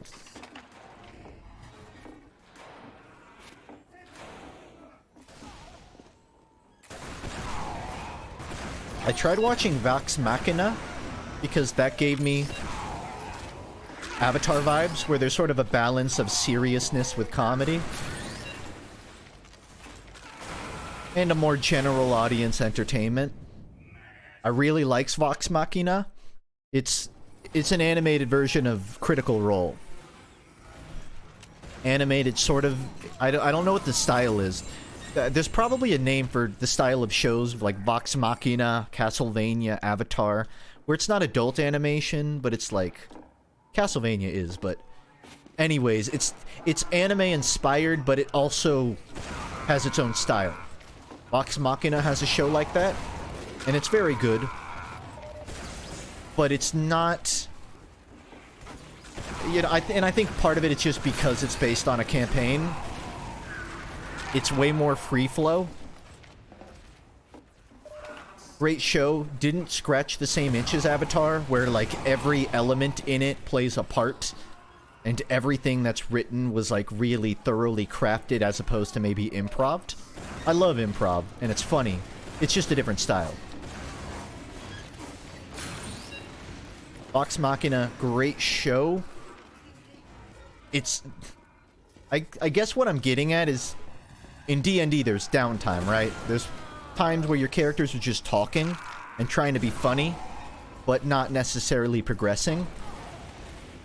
Vox Machina balances that, but there's still a lot of stuff that I don't totally remember because it's just everyone trying to be funny. That there's not always breathing room. Like, even the most serious parts of Vox Machina are the main characters giving a monologue. I haven't watched Critical Role. I would recommend the show to anyone, even if you haven't watched Critical Role. Like, it stands up on its own.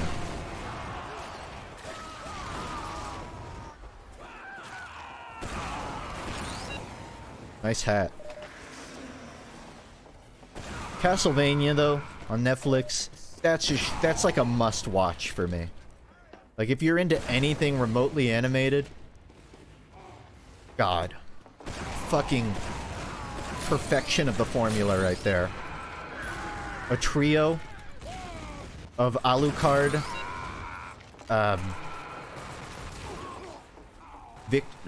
what's his name? Sifa and Trevor. God, what a fucking perfect trio of characters.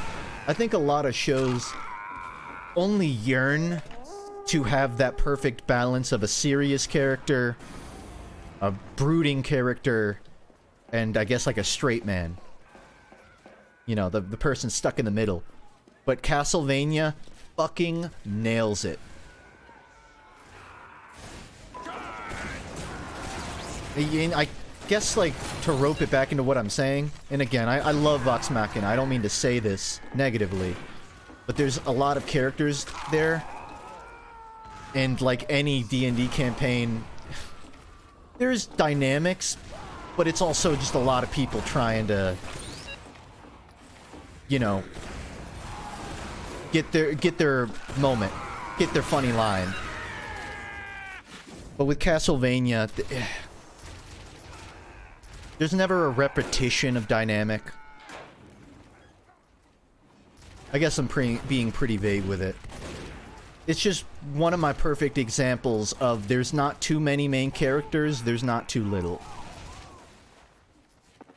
Everyone contributes really uniquely to it. And honestly, Avatar does that too. Just based on the fact that the entire group is like one of each bender and a non-bender. And each of them are very, mostly, you know, catatonically different from each other. They bounce. Their dynamics bounce. That's kind of the thing I've thought about the most, because the more I try to write stuff, the more I learn about animation, the more I want to tackle a type of writing that isn't just a YouTube video, but rather like characters in a setting. And the biggest thing that tends to bounce around my mind is like, what kind of characters work with each other?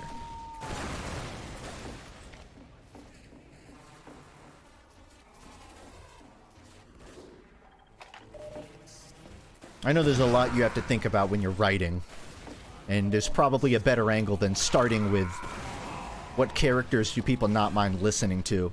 But I've just watched a lot of shows and read a lot of books where everyone is so lukewarm or personality-less, or alternatively, you know, they share enough personality traits that it's not that fun.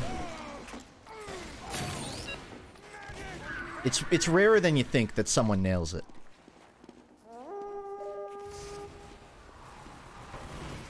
Which, by the way, there's another Castlevania following Victor Belmont coming out at some point, and I'm stoked for that.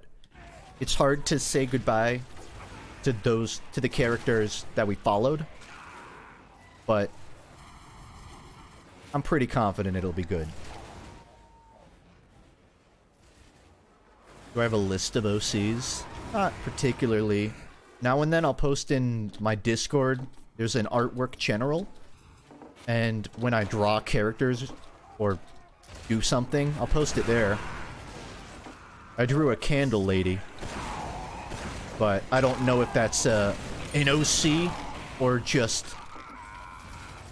you know, practice drawing a cute dress on a lady. I don't have like an OC world or anything to show you right now. I have like a million ideas in my head and about 3 pieces of paper to show for it.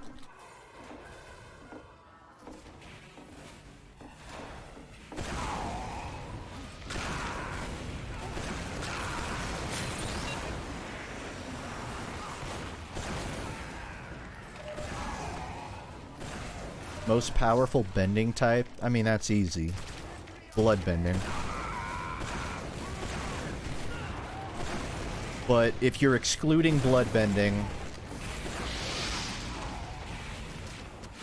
maybe air because suffocation. And if you're excluding suffocation,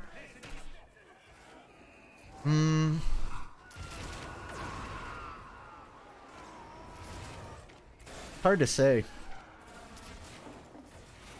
I don't think there's really one bending that hard counters all of the other one, because all bending is kept in check in some way.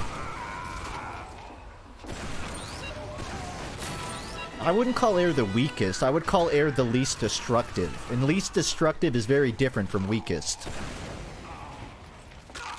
I would maybe go with earthbending just based off of the fucking accomplishments of Boomy alone. Like metal bending, lava bending, earth, fucking everything is earth. You can bend swamp. I would probably go with earth just because of its versatility. Versatility in any setting. Like water is fluid, but there's probably scenarios you can't ice bend. We don't even know, like, maybe gas bending? I guess we've seen him do, like, smoke. I'd go with earth bending.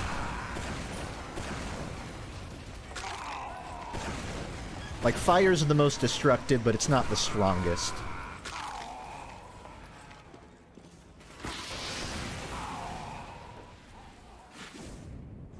You can bend people with water? Yeah, but typically you can only do it during a full moon.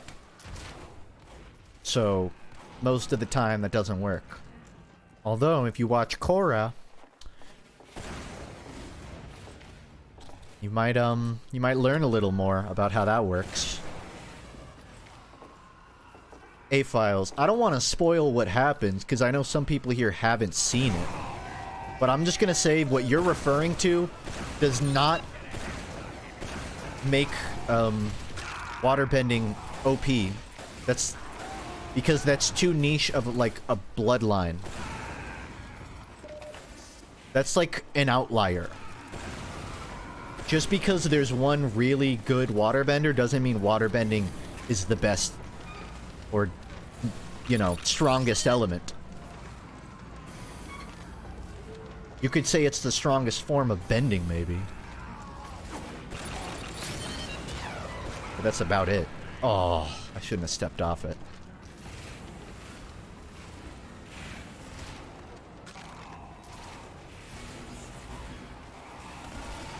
You know, if you read the Kyoshi books, which are not picture books, they introduce glass bending as a form of earth bending, I believe, where you bend the sand in glass in order to bend glass.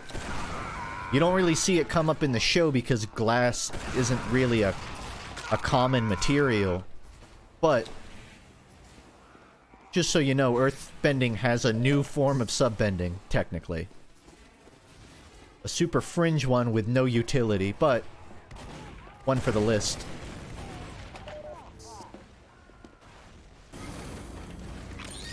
I might have to put on the pain train for this one.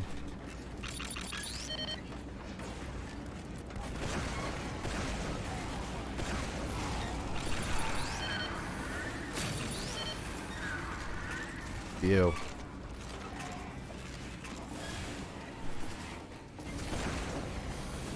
You would think this is the hard part, but no, this is...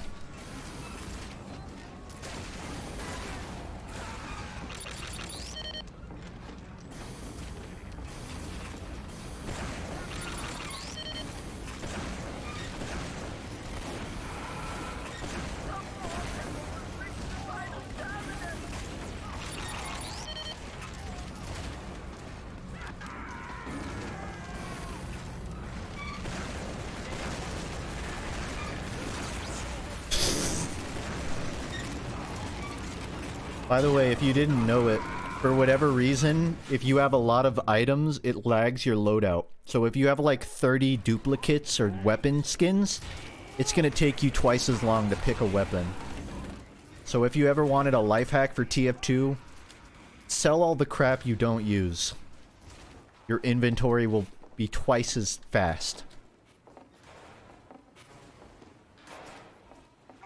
God knows this game needs it.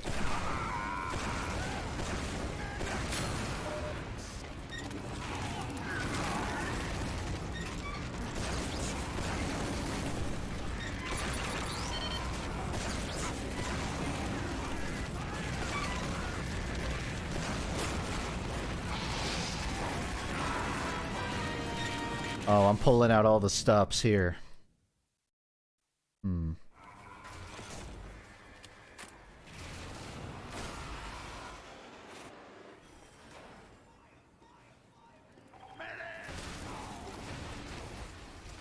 Find the best loadout in the server. Or not. Not him. There's not really a lot of hats on this server. Maybe I'm the best loadout on the server.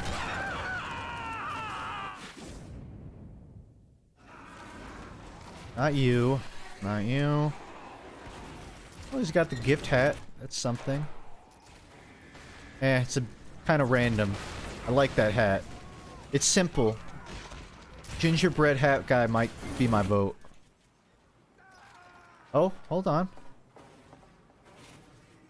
Gaudy. Antlers. Antlers with the Shogun hat. Ooh, that's hard to top right there. I might vote for him. Best loadout on the server. Goes to that guy.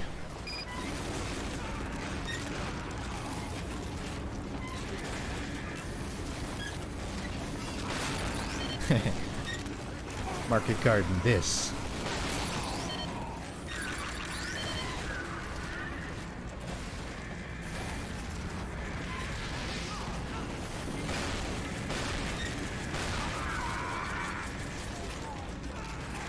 I think I got it.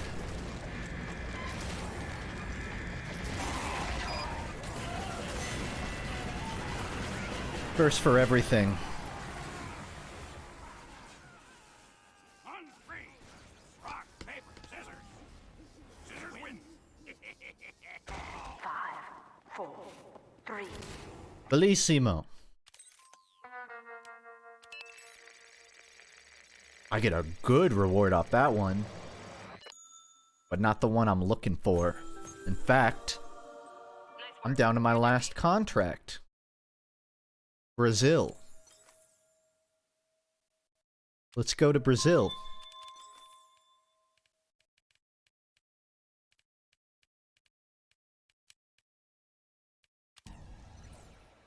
It seems like an arbitrary map. For Jungle Inferno. Like, it's not Mercenary Park. It's Brazil. Okay.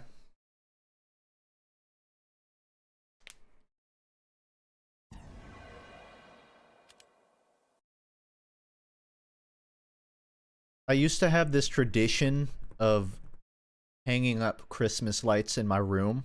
Like, just the big, sturdy green... the green wire with every color of the rainbow on it. But those are always really tedious to hang up. So I did the most Valley Girl thing possible. And I just bought one of those rows of lights that you can hang up with, you know, with one string. The TikTok lights. Not the corner ones, but just the fairy lights. I bought fairy lights.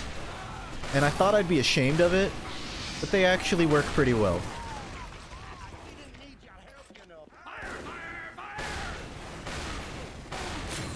So while I'm not as festive as usual, I do have fairy lights strewn across my office space. Why be ashamed of something harmless? I agree with you. I think it's a deeper insecurity about wanting to be different and not wanting to be associated with a social media that I don't personally consume. But I think the most base thing a person can do is just own who they are. So you know what? I own it. I got fairy lights, and they're great. I don't have 40 sets of them either. Just one.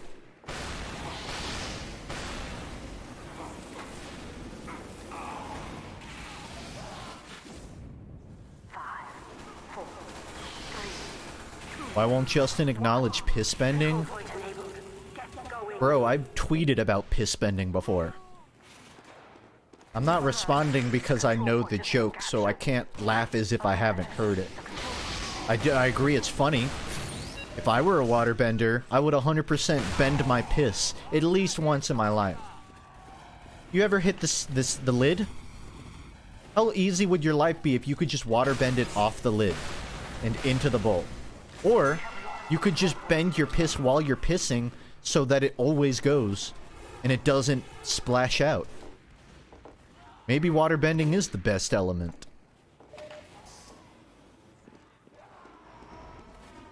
I don't follow your Twitter. I don't say that as if you should know. I'm saying that's why you didn't get the response you expected. But I agree with you, kind stranger.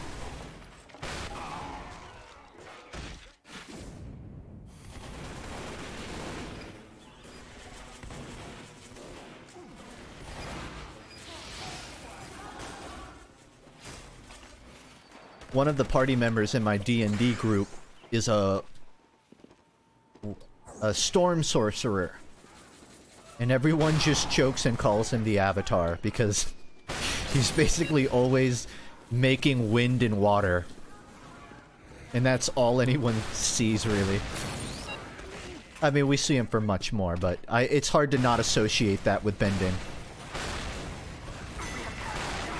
Also electricity, too. So, firebending, too.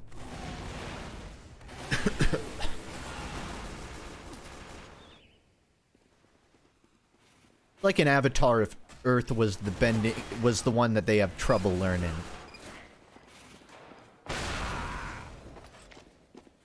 Alert. Our control point is being captured.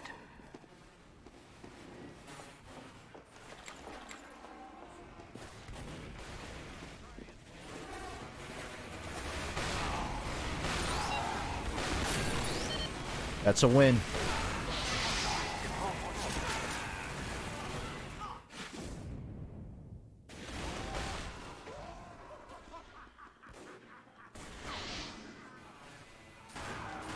Hit it. You know, Musney, Douglas, that was it. Headshot. I don't care what anyone says. I don't care what hit reg says. That's not fair.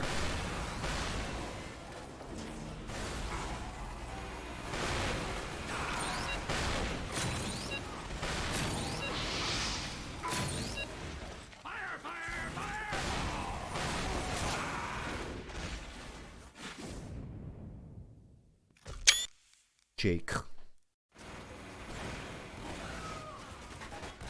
Mission ends in 60 seconds.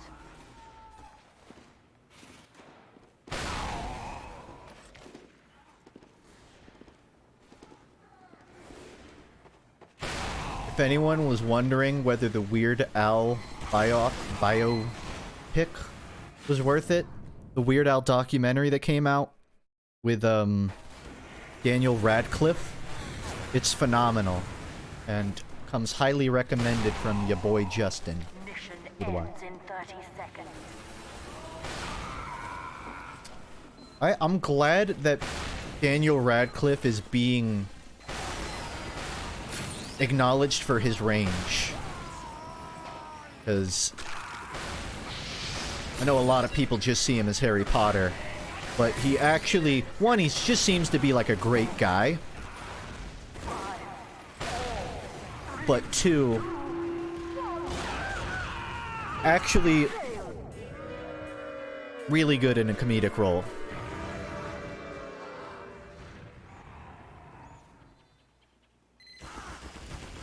My favorite, I will say Weird Al shows up. Not as Weird Al. He shows up in an even funnier role. And I'll leave it at that.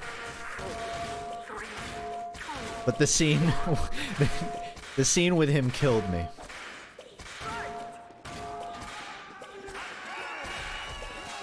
If you need like a Snapple bottle pitch for what the Weird Al biopic is, this isn't the whole movie. But what really summarizes it is there's a scene where Weird Al is just like, you know, a 20-something living in an apartment with 4 roommates. And he's talking about his dream of making covers of other songs but with different lyrics. And everyone's telling him that he's crazy.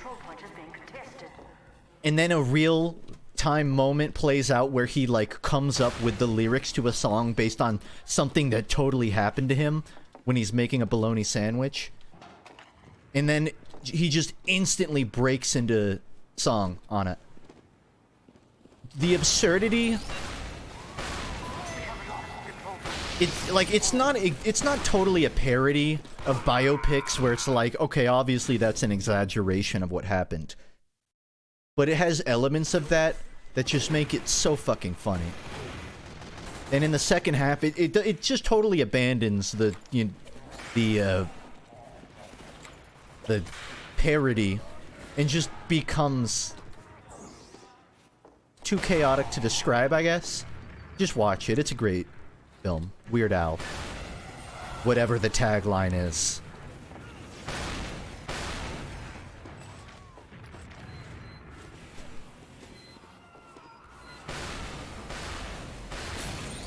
How are you alive then? How did you survive death? Maybe you can tell me, because I'm about to fucking kill you.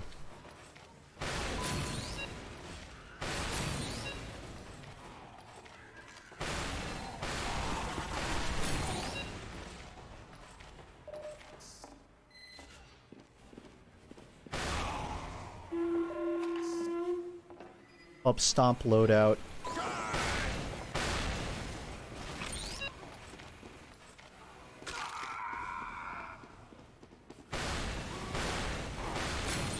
That was the weirdest splash damage I've seen.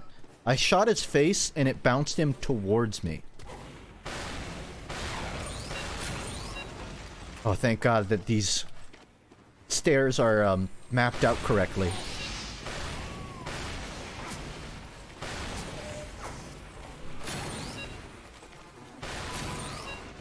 We have captured the control point. Thank God it's a ramp. Alert. The control point is being captured. This might be a one-life contract. If you exclude the first... Well... This is a good life. Well...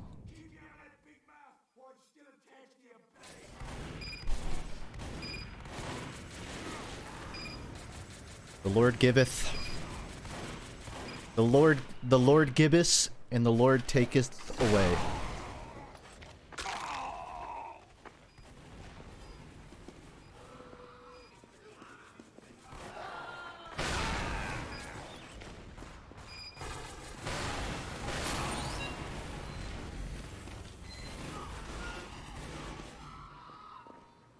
I'm glad to hear that, crusty ball hair.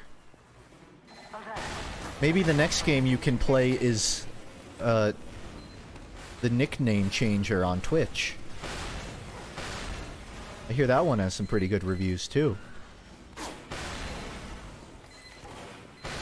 I thought there was a health pack there for some reason.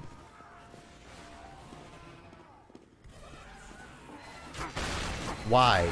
It's not even near anything.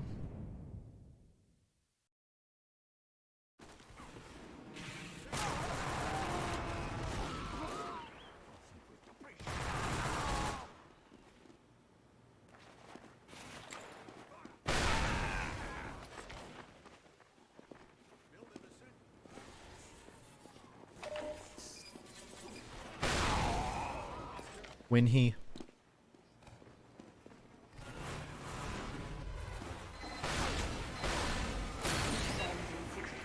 Hey. Settle down, mister.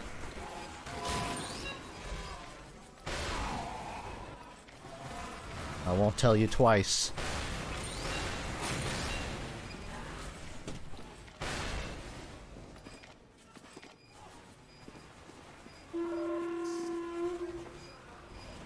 I have not played most of the Yakuza games, but I'll concede that I should.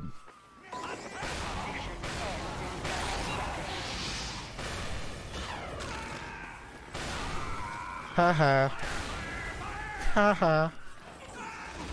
Aww.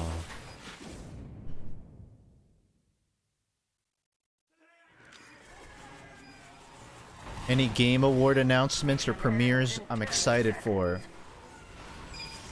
I'll be honest. Steam did that whole Steam Deck giveaway for the Game Awards, and I guess I'm gullible because I thought that meant they were gonna announce something during it. Maybe that's just the copium speaking, but I don't feel like Steam usually does direct coverage like that. I guess Jeff Keighley just sent Gabe an email. I kinda thought they would announce Neon Prime or something.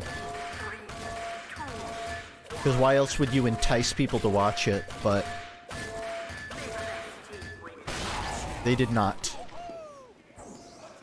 I'm excited about the Elden Ring announcement. I'm really excited about the Armored Core 6.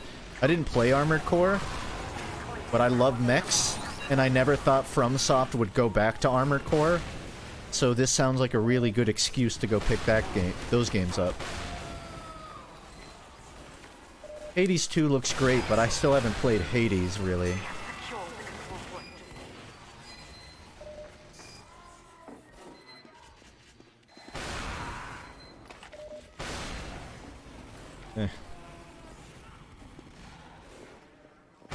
I'm so close to the hat, I can already feel it bristling my hairs and making my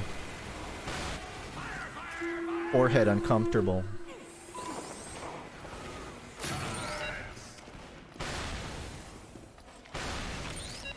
It's free. It has to be a med pick. But anything will do.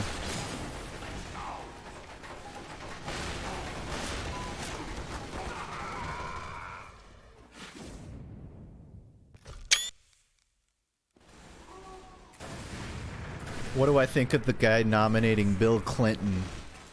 I felt bad for Jeff. He made it so far without a gaffe during the Game Awards.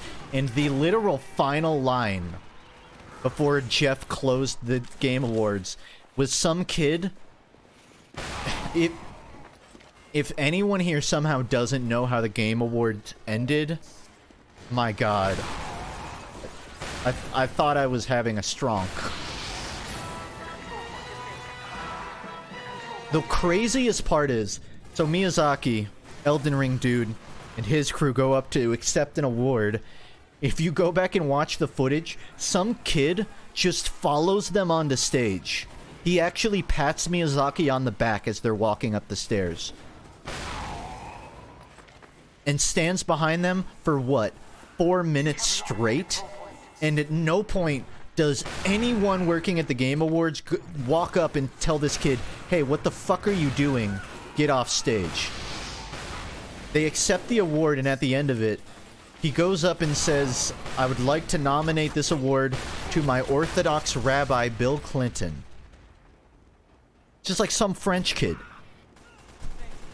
Exploded Twitter afterwards, because obviously what the fuck happened. People were worried that it would seem to be an anti-Semitic dog whistle, and it did seem like that to me initially. But a lot of misinformation spread. People kept saying he was on InfoWars. I don't know if that's untrue, but I still haven't seen the evidence that that was true. People, they're saying he was wearing Yeezys, which I won't deny. There's something that says something, maybe. But people actually found who the kid was. It's like some 15-year-old French kid, and the kid is Jewish. The kid seems to be of Jewish descent, and he's 15, which kind of recontextualizes it to maybe it wasn't anti-Semitic, maybe it's just a 15-year-old kid not realizing what he's saying, not realizing what it sounds like. Maybe he does know what he's saying, and he's just a dumbass 15-year-old kid who's probably gonna look back at that. Hopefully looks back at that and wonders, why? I could have said something way funnier. Nice stab, Will. Anyways, I think, all in all, it was bizarre. It was entertaining. That's not to say it was good. I don't want those kinds of things to happen, but I don't exactly complain when they happen either.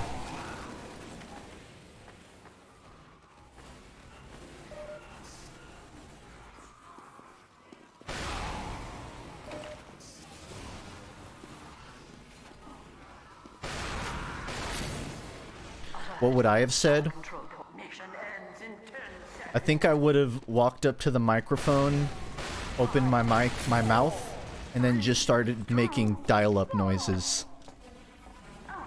And then just continue until someone drags me off. In a way, I guess that's what he did.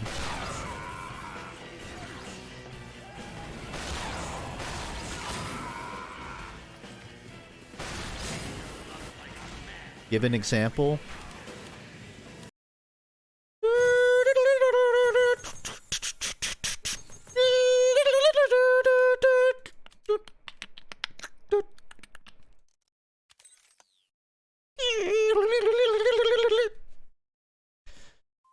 I did it. I left Brazil, and I came out of it with a hat. Not just any hat, though. A hat with crocodile teeth and a large brim. You earned it. Now you two can look like Manco's owner and CEO. Specifically the head part, not the marvelously well-muscled below the head part. Oh god, that ruined my throat. I did it. I got the hat. It doesn't fit my loadout.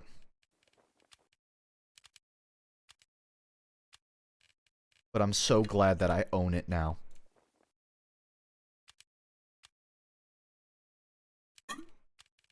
Ugh. I don't have like a Saxton set or anything. But I like that they added his hat.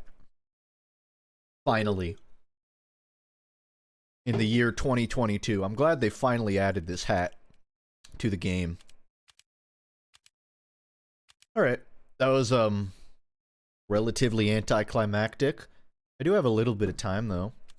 And there are 7 Smissmas featured maps that I haven't actually played, and I wouldn't mind seeing. So, it's now a Smissmas stream. Although there are technically still Yeti items that I have not unlocked. And technically I can buy war paints. Not that any of them are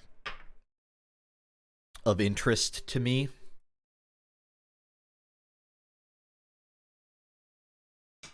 Free hat!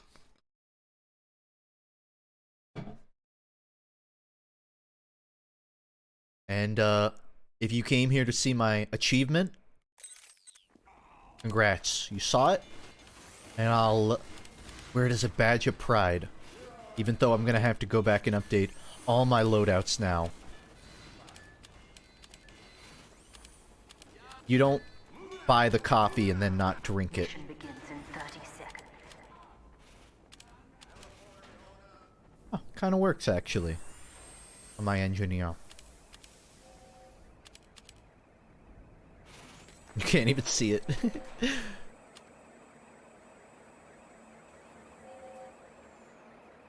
Mission begins in 10 seconds. 5.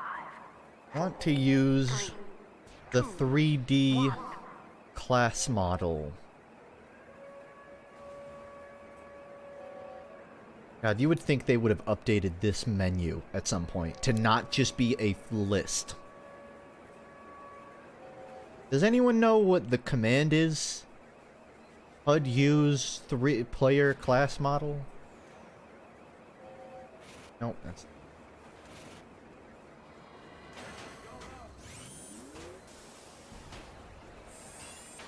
Alert. The control point is being contested. No dice. This takes precedent over winning the map, apparently. It was right there. Time Wasn't. has been added. It wasn't right there.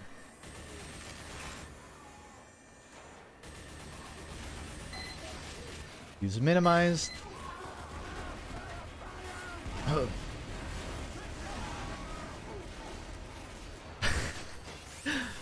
I feel like I'm cramming for a fucking thesis right now. I'd like to dedicate this award to my Reformed Orthodox Rabbi Bill Clinton. Where's my hat? My hat.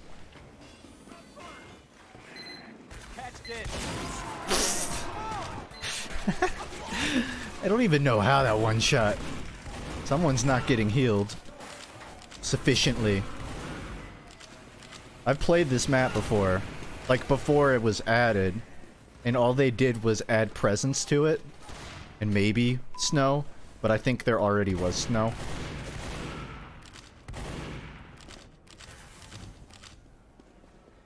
Hey. Stay on that grind, I guess. This is Choke Point the map. Nah.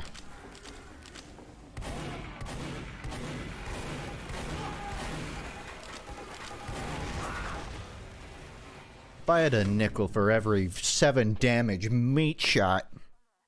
Fuck! I didn't take a photo. Damn, that was actually a good one, too. Oh, woe is I.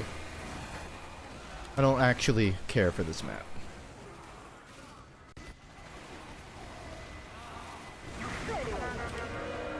Oh no, see ya. You were right about hot honey. I am. There are a few things that I can confidently say, but hot honey is good on pizza is one of those things.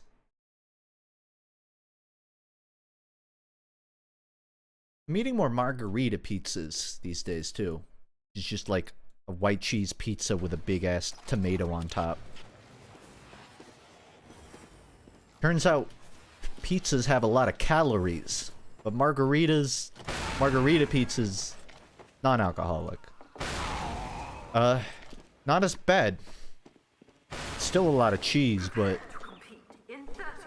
When I was really good on my exercise grind, I was substituting all my pizzas for margarita pizzas. Because, you know, I make them a lot. I'm gonna make a pizza. At least I don't have to feel bad about it. Funny period is good. Yeah. You know what I'm surprised isn't a product? I guess it's like... I guess it's pretty vague. Cherry tomato jam. I still don't totally know what it is. But I went to this burger bar. It was actually interesting. It's a burger bar where all of their burgers are themed like metal bands. I can't remember which one I got.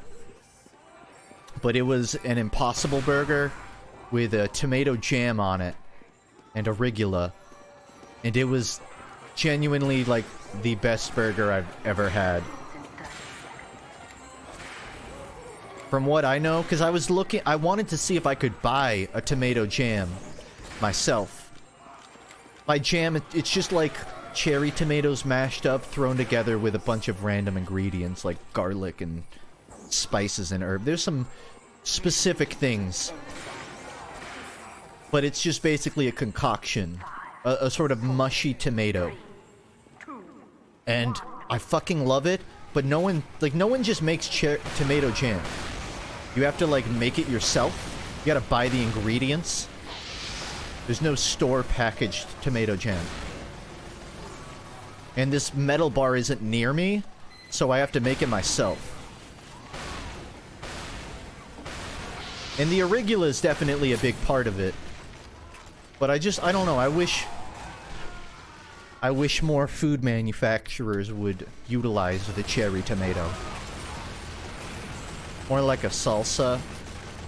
Yeah, it's comparable, I guess.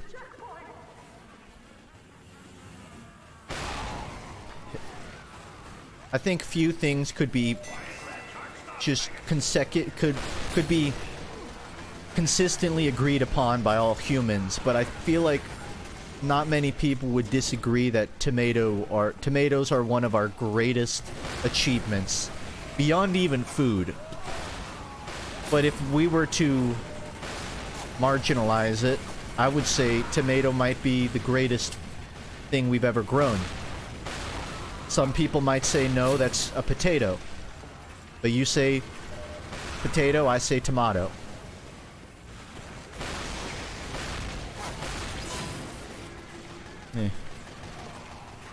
Tomatoes suck ass. You'll have a different opinion when you grow up.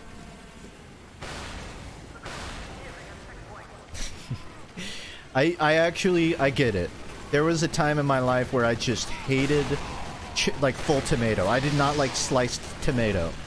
I needed it as a sauce, or I needed it like cooked, but a raw tomato was disgusting to me.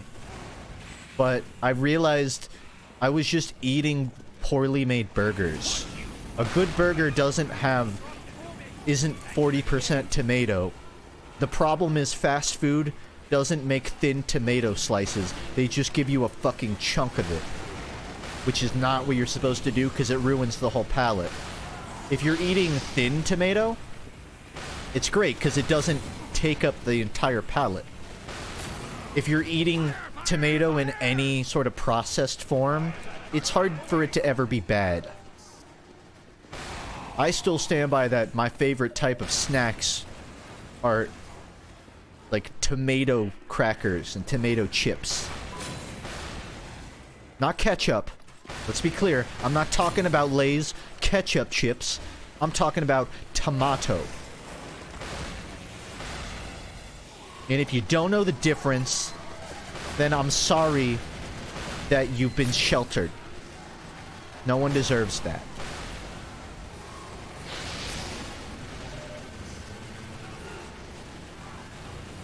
It's a sensory thing? That's fair. I'm kind of like that with mushrooms.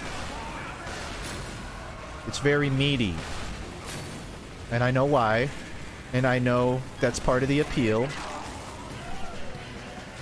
But I feel like I'm chewing on a finger when I eat a tomato. Or a mushroom. And it freaks me out. Also, I don't care that much for the taste. I like sun-dried tomatoes. Throw them on my burgers now and then. If you're someone who vehemently opposes tomatoes, I advocate you give them another chance. If you're allergic, I feel for you. There are other just as good foods. And if you like them, then based question mark. Backspace exclamation.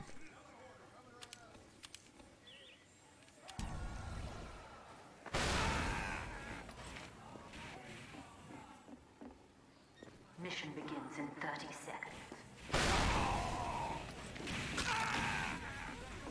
Fine.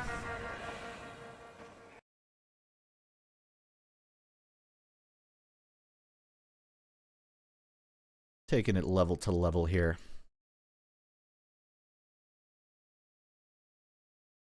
You know, Meatloaf does get a bad rap. I think Meatloaf ruined Meatloaf's rap, but that's because of, like, school lunches. When it's, like, well prepared.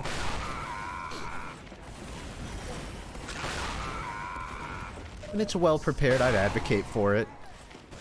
There's not exactly a plant alternative to meatloaf, though. Plant loaf. We have taken the enemy. The enemy has taken our intelligence. This is a funny map. And I'm only now realizing it's CTF.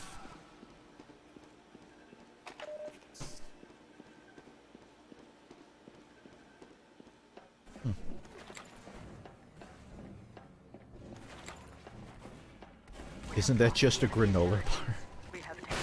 Huh, that's a perspective.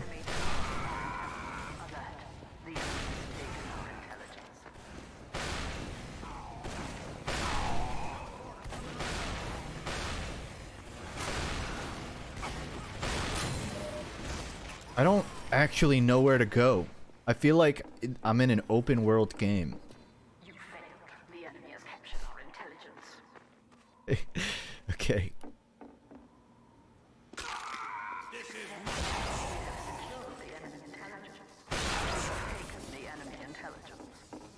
Plant loaf? I mean, I think it's just called vegetables. The enemy intelligence.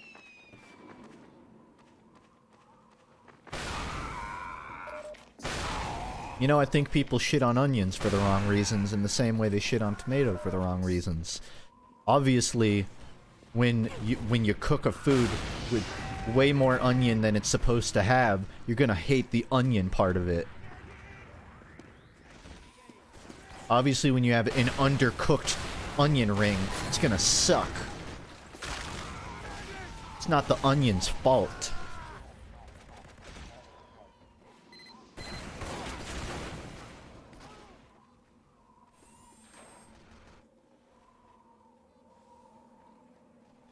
He says struggling to come up with a dish he likes, besides onion rings. You know, I have this black bean quinoa wrap with onion and lettuce and spinach, and it's really good.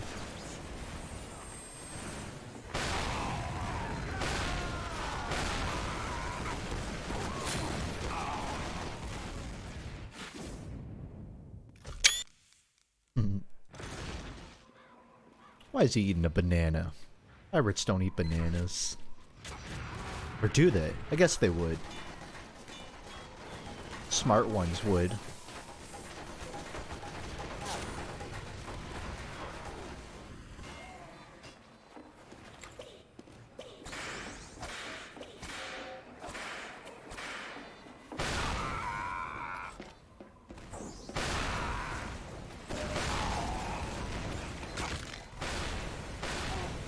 Oh yeah, I'm not used to CTF maps being designed like I don't even know, like 5 CP maps.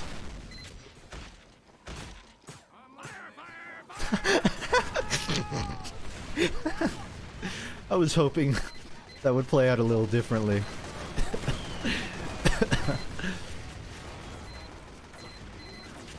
Just watching someone on fire, just desperately run into a cloaked spy and not know why they can't get closer.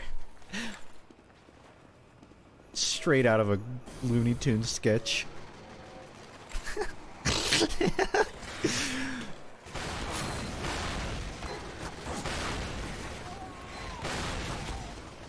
Not again.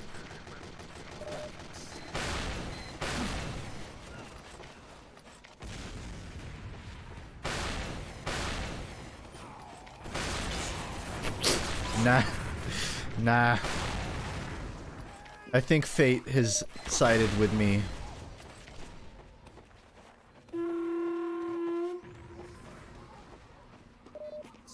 Where'd he go?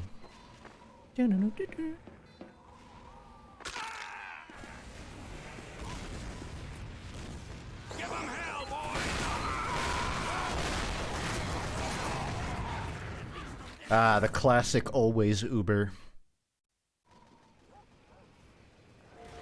Best loadout on the server.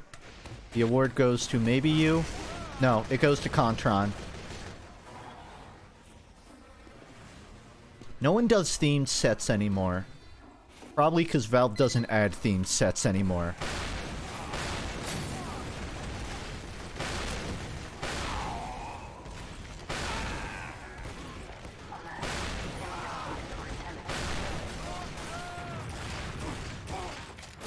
Doctor this.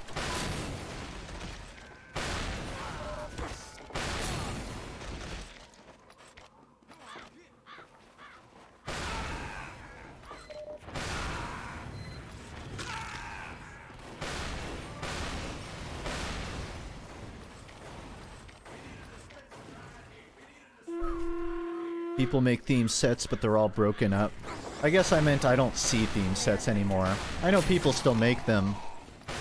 And even though cosmetics are probably easier than ever to obtain, there's just so many of them that it's, I guess, the statistical chances you run into someone with a theme set's low, because most players just throw on whatever they find.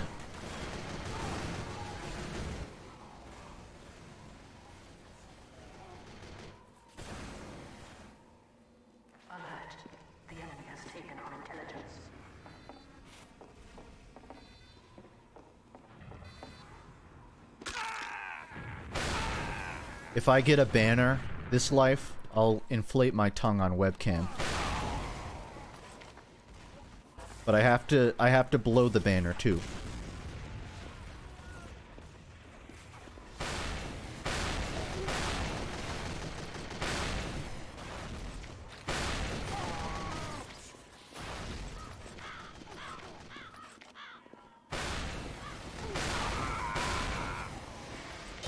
Ooh, okay. Threat acknowledged.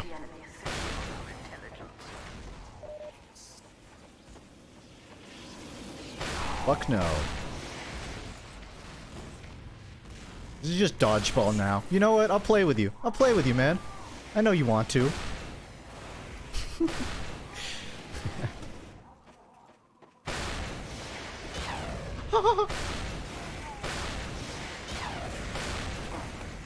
Save me!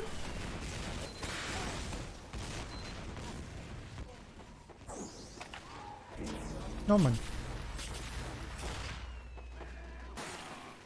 Maps with lots of props mesh really well with my ADHD.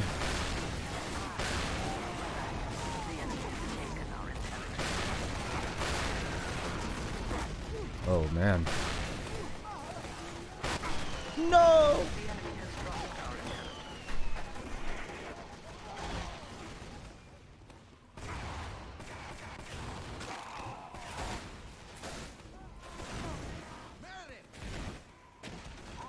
Alright, if I get a kill this life, I'll inflate my tongue.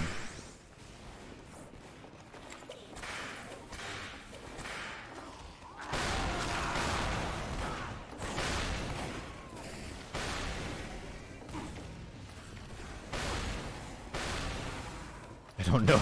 I don't know how to S key.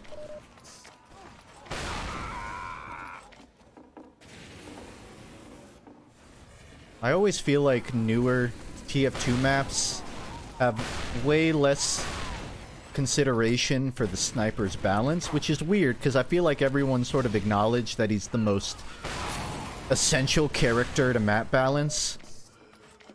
I mean, I guess maybe engineer is a threat. But like, if a map has bad sightlines that a sniper can exploit, it's just not a great map. That's like a definitive statement. And yet, if you look at a map like Gold Rush or Hoodoo, there's so few opportunities for a sniper to dominate. But when they do, they control the pace. And it feels like newer maps kind of let snipers be effective at all situations, when maybe snipers aren't meant to be effective in all scenarios. It's not to say it's not balanced or playable, but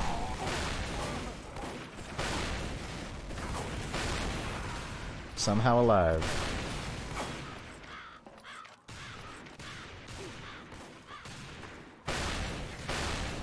Okay, just gave up. I got the banner, by the way.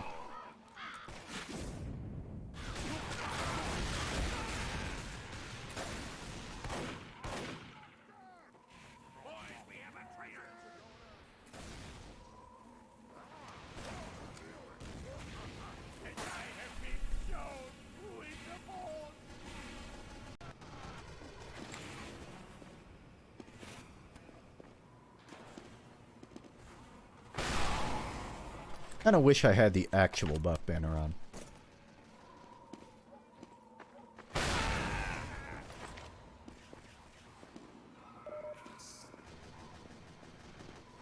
I think people design maps based on what are fun in their playtests.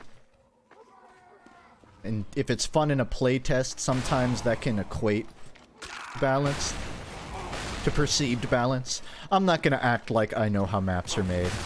I'd like to imagine people making maps are very thoughtful about balance. I just think maybe they're...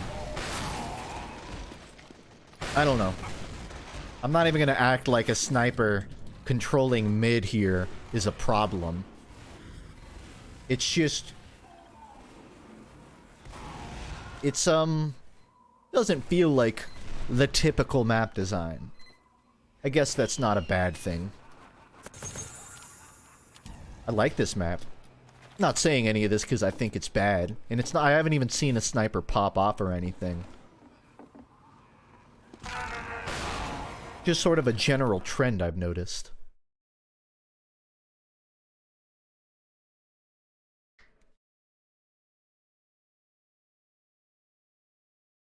Frosty. Yeah, that checks out. I think I'm gonna put this one on ice.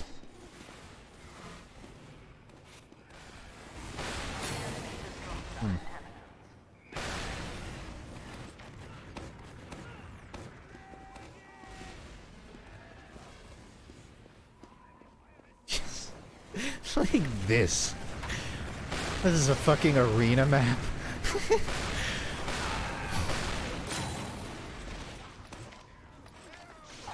Damn. This takes me back to my Two Cities days. God.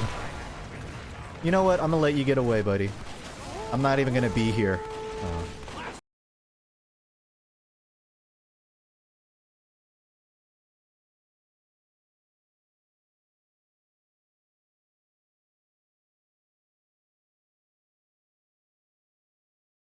Coal pit. It's gravel pit, but with snow. Begins in 60 seconds. Whoa.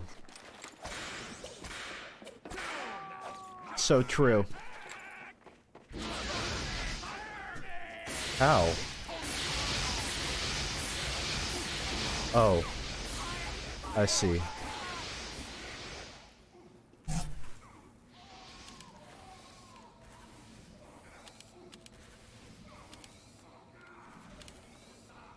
Mission begins in 30 seconds. You want to see my best impression of 2008?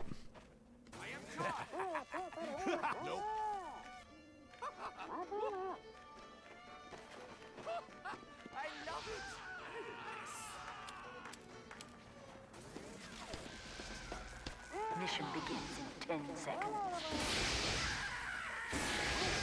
5, 4, 3, 2, 1.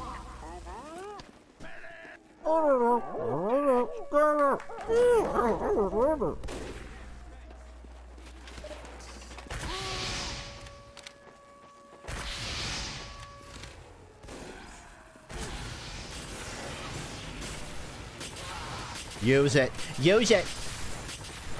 I need to farm. I need to...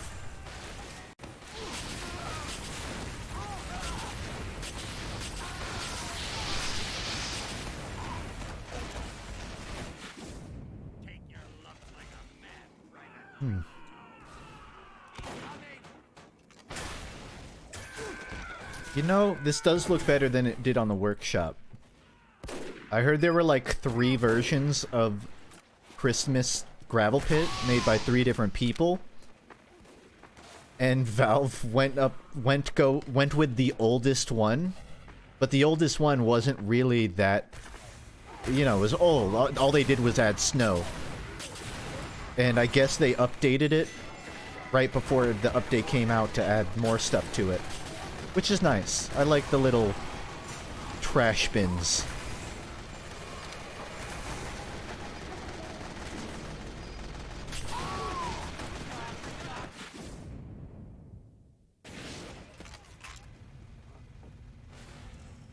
I mean, like, what is this? Whoa.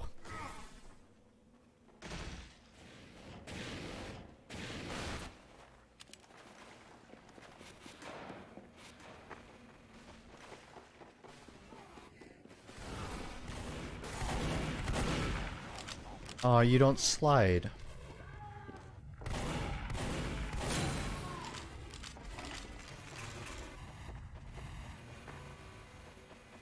It looks cool.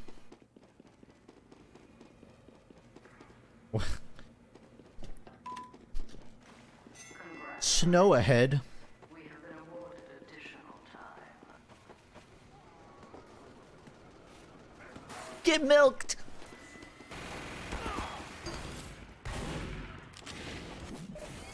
Nice.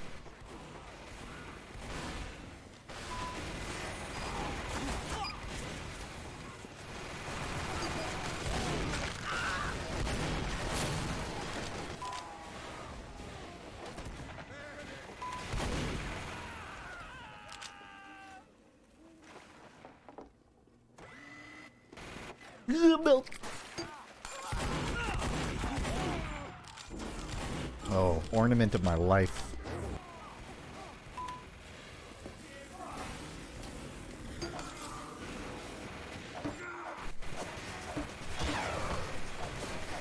Stay out of this.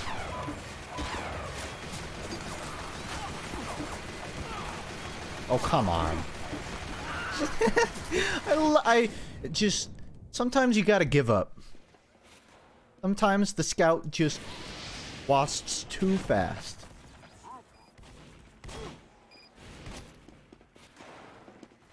Alright, it's cool. I'm not gonna act like every Christmas map has to have a gimmick. But I'm kinda surprised this one doesn't have a gimmick. I'm a very spoiled player.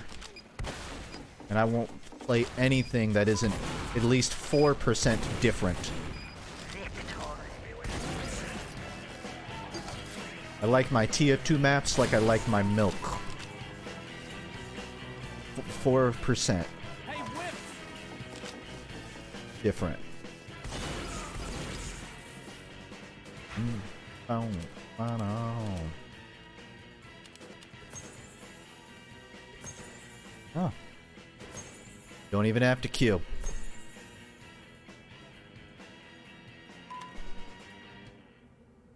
%, mechanically different. Let's put it that way.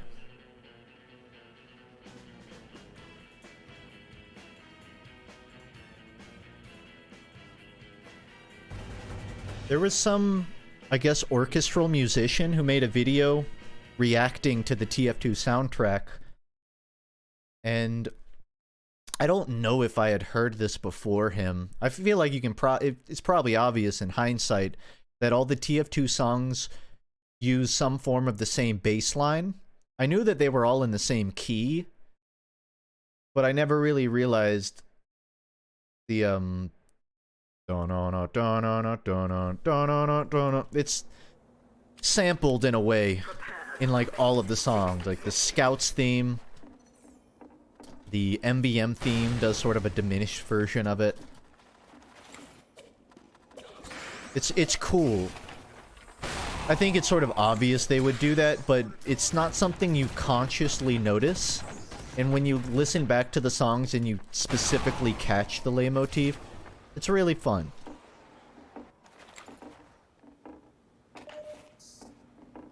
Competition begins in 30 seconds.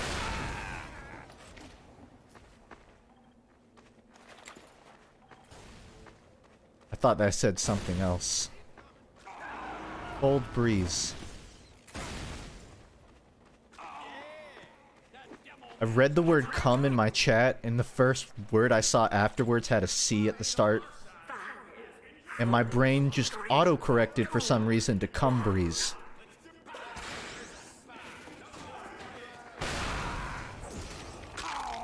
Brains are weird. Mission begins in 60 seconds. Where the fuck? It's gonna be one of these maps.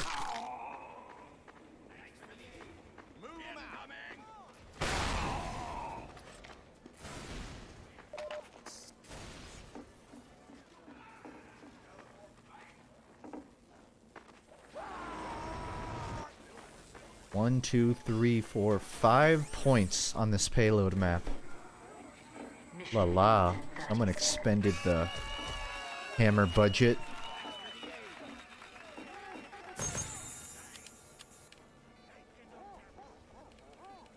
Do I have a gift to give out? Who wants a gift? Happy holidays, Ben. Mission begins in 10 seconds. And Merry Kringle. 5, 4, 3, 2, 1. Yeah, stand right there without walking forward.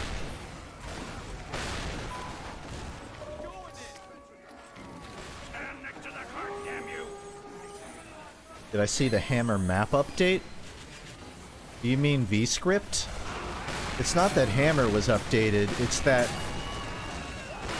the sort of I mean, maybe it was a hammer update, I don't know, but I thought it was like what you can package into a map is now more diverse. I guess that would be hammer side. I don't really know. I think it's great. I saw a video where someone modded a Titanfall Titan and wall running in, and it was like really just dead on.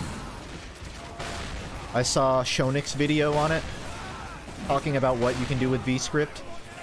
He said pretty much anything source mod could do, you can now do with vscript, but you don't need source mod to package it. You can just put it into the map, and then people can download the map from the workshop, which I think is great. Source mod is a fantastic tool, but it's always been tedious that for certain mods, you have to jump through all these hoops to even host it. Like, I've thought on a lot of occasions that I want, if I had a TF2 server, I would want to like run Saxton Hale mode, a lot of quirky weird maps.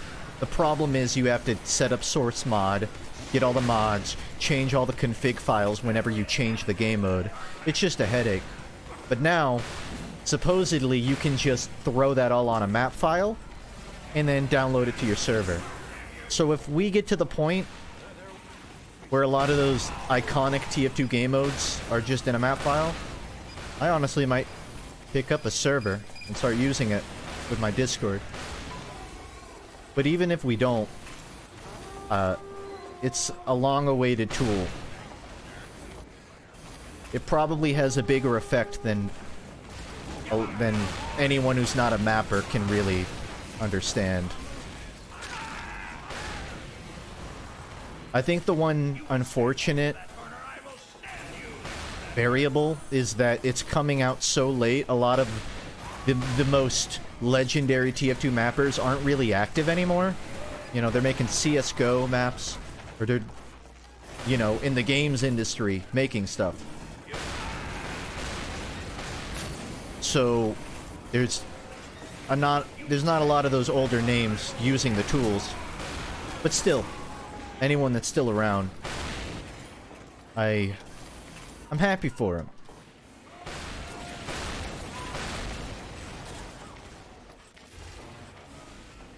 Depending on what it enables, maybe even it'll get new people into mapping that wouldn't have been before. Hammer was never exactly intuitive, so even though Hammer is still not intuitive, at least you can get more bang for your buck.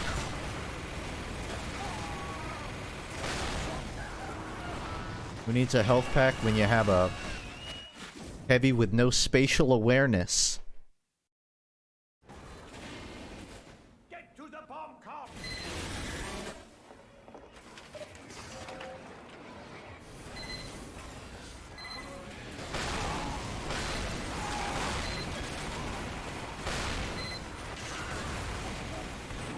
Nerf the black box all you want. I will always use it. Want to stack these? Want to start the brass section ensemble? This is just better than an Uber at this point.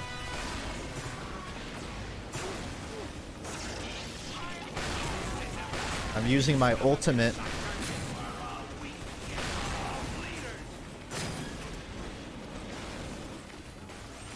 You know what the Conqueror reminds me of? Junker Queen. Junker Queen shift ability.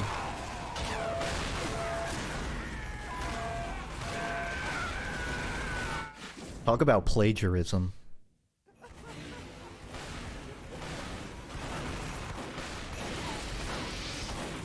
Mission ends in 10 seconds.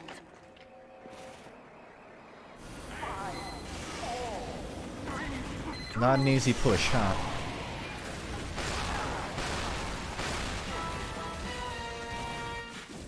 Obama. Victory.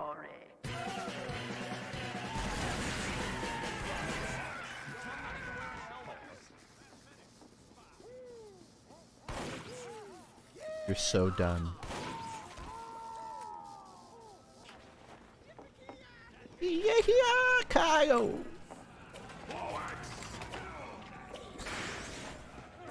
I don't know if there's an literally a standout, outstanding map this year. They're all well made. I think Frosty is the most interesting one. Different. They're certainly not a crazy map.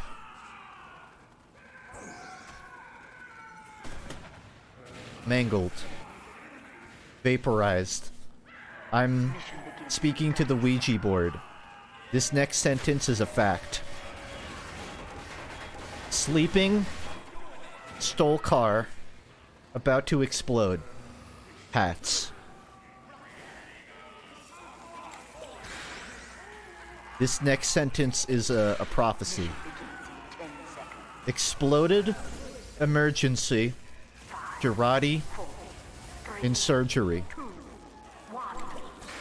But I'm not a rapper.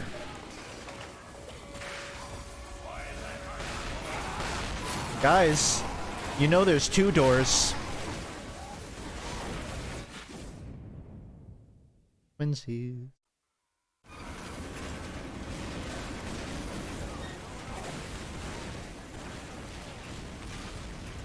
How long till it get Gianni cameo? One day. Found Dracula. Sentry. Heavy.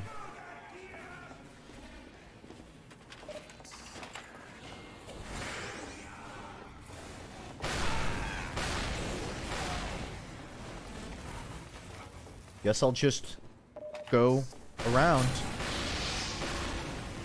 I'm not the only one with that idea.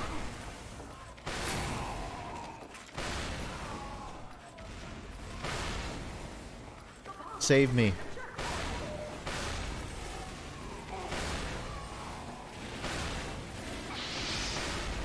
Oh. Lord, I can't change.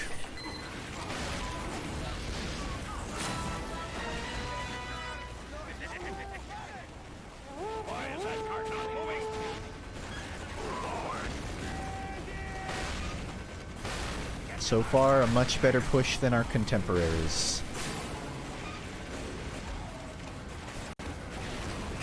The downside of having 2 monitors, you can't rocket jump.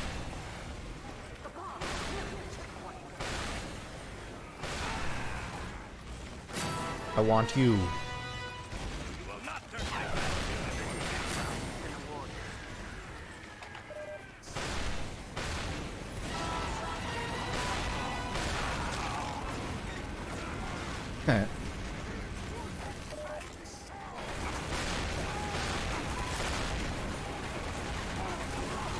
I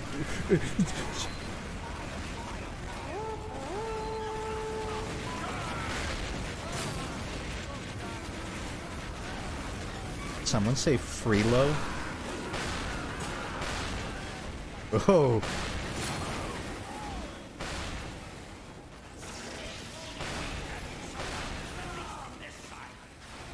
My mouth is My mouth is drooling. I think I'm just mistaking the sweat on my hands for drool.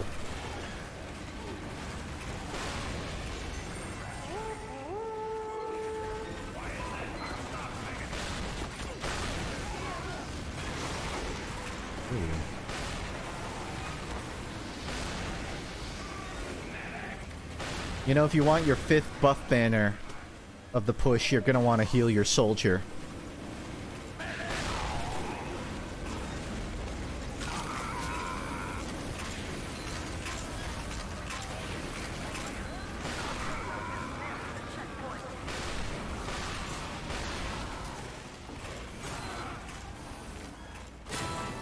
This is a slaughter.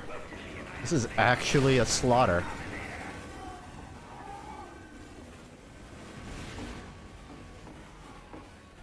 It's like the pub push, but not at the last 10 seconds of the match. Aw. 5 damage shy.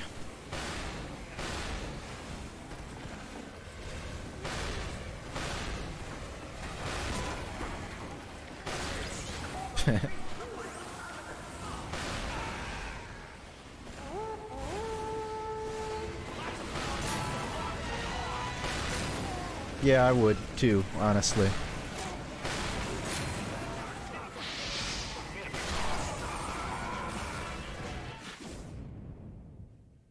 I was so killed by Glockadile. I wouldn't put it any other way.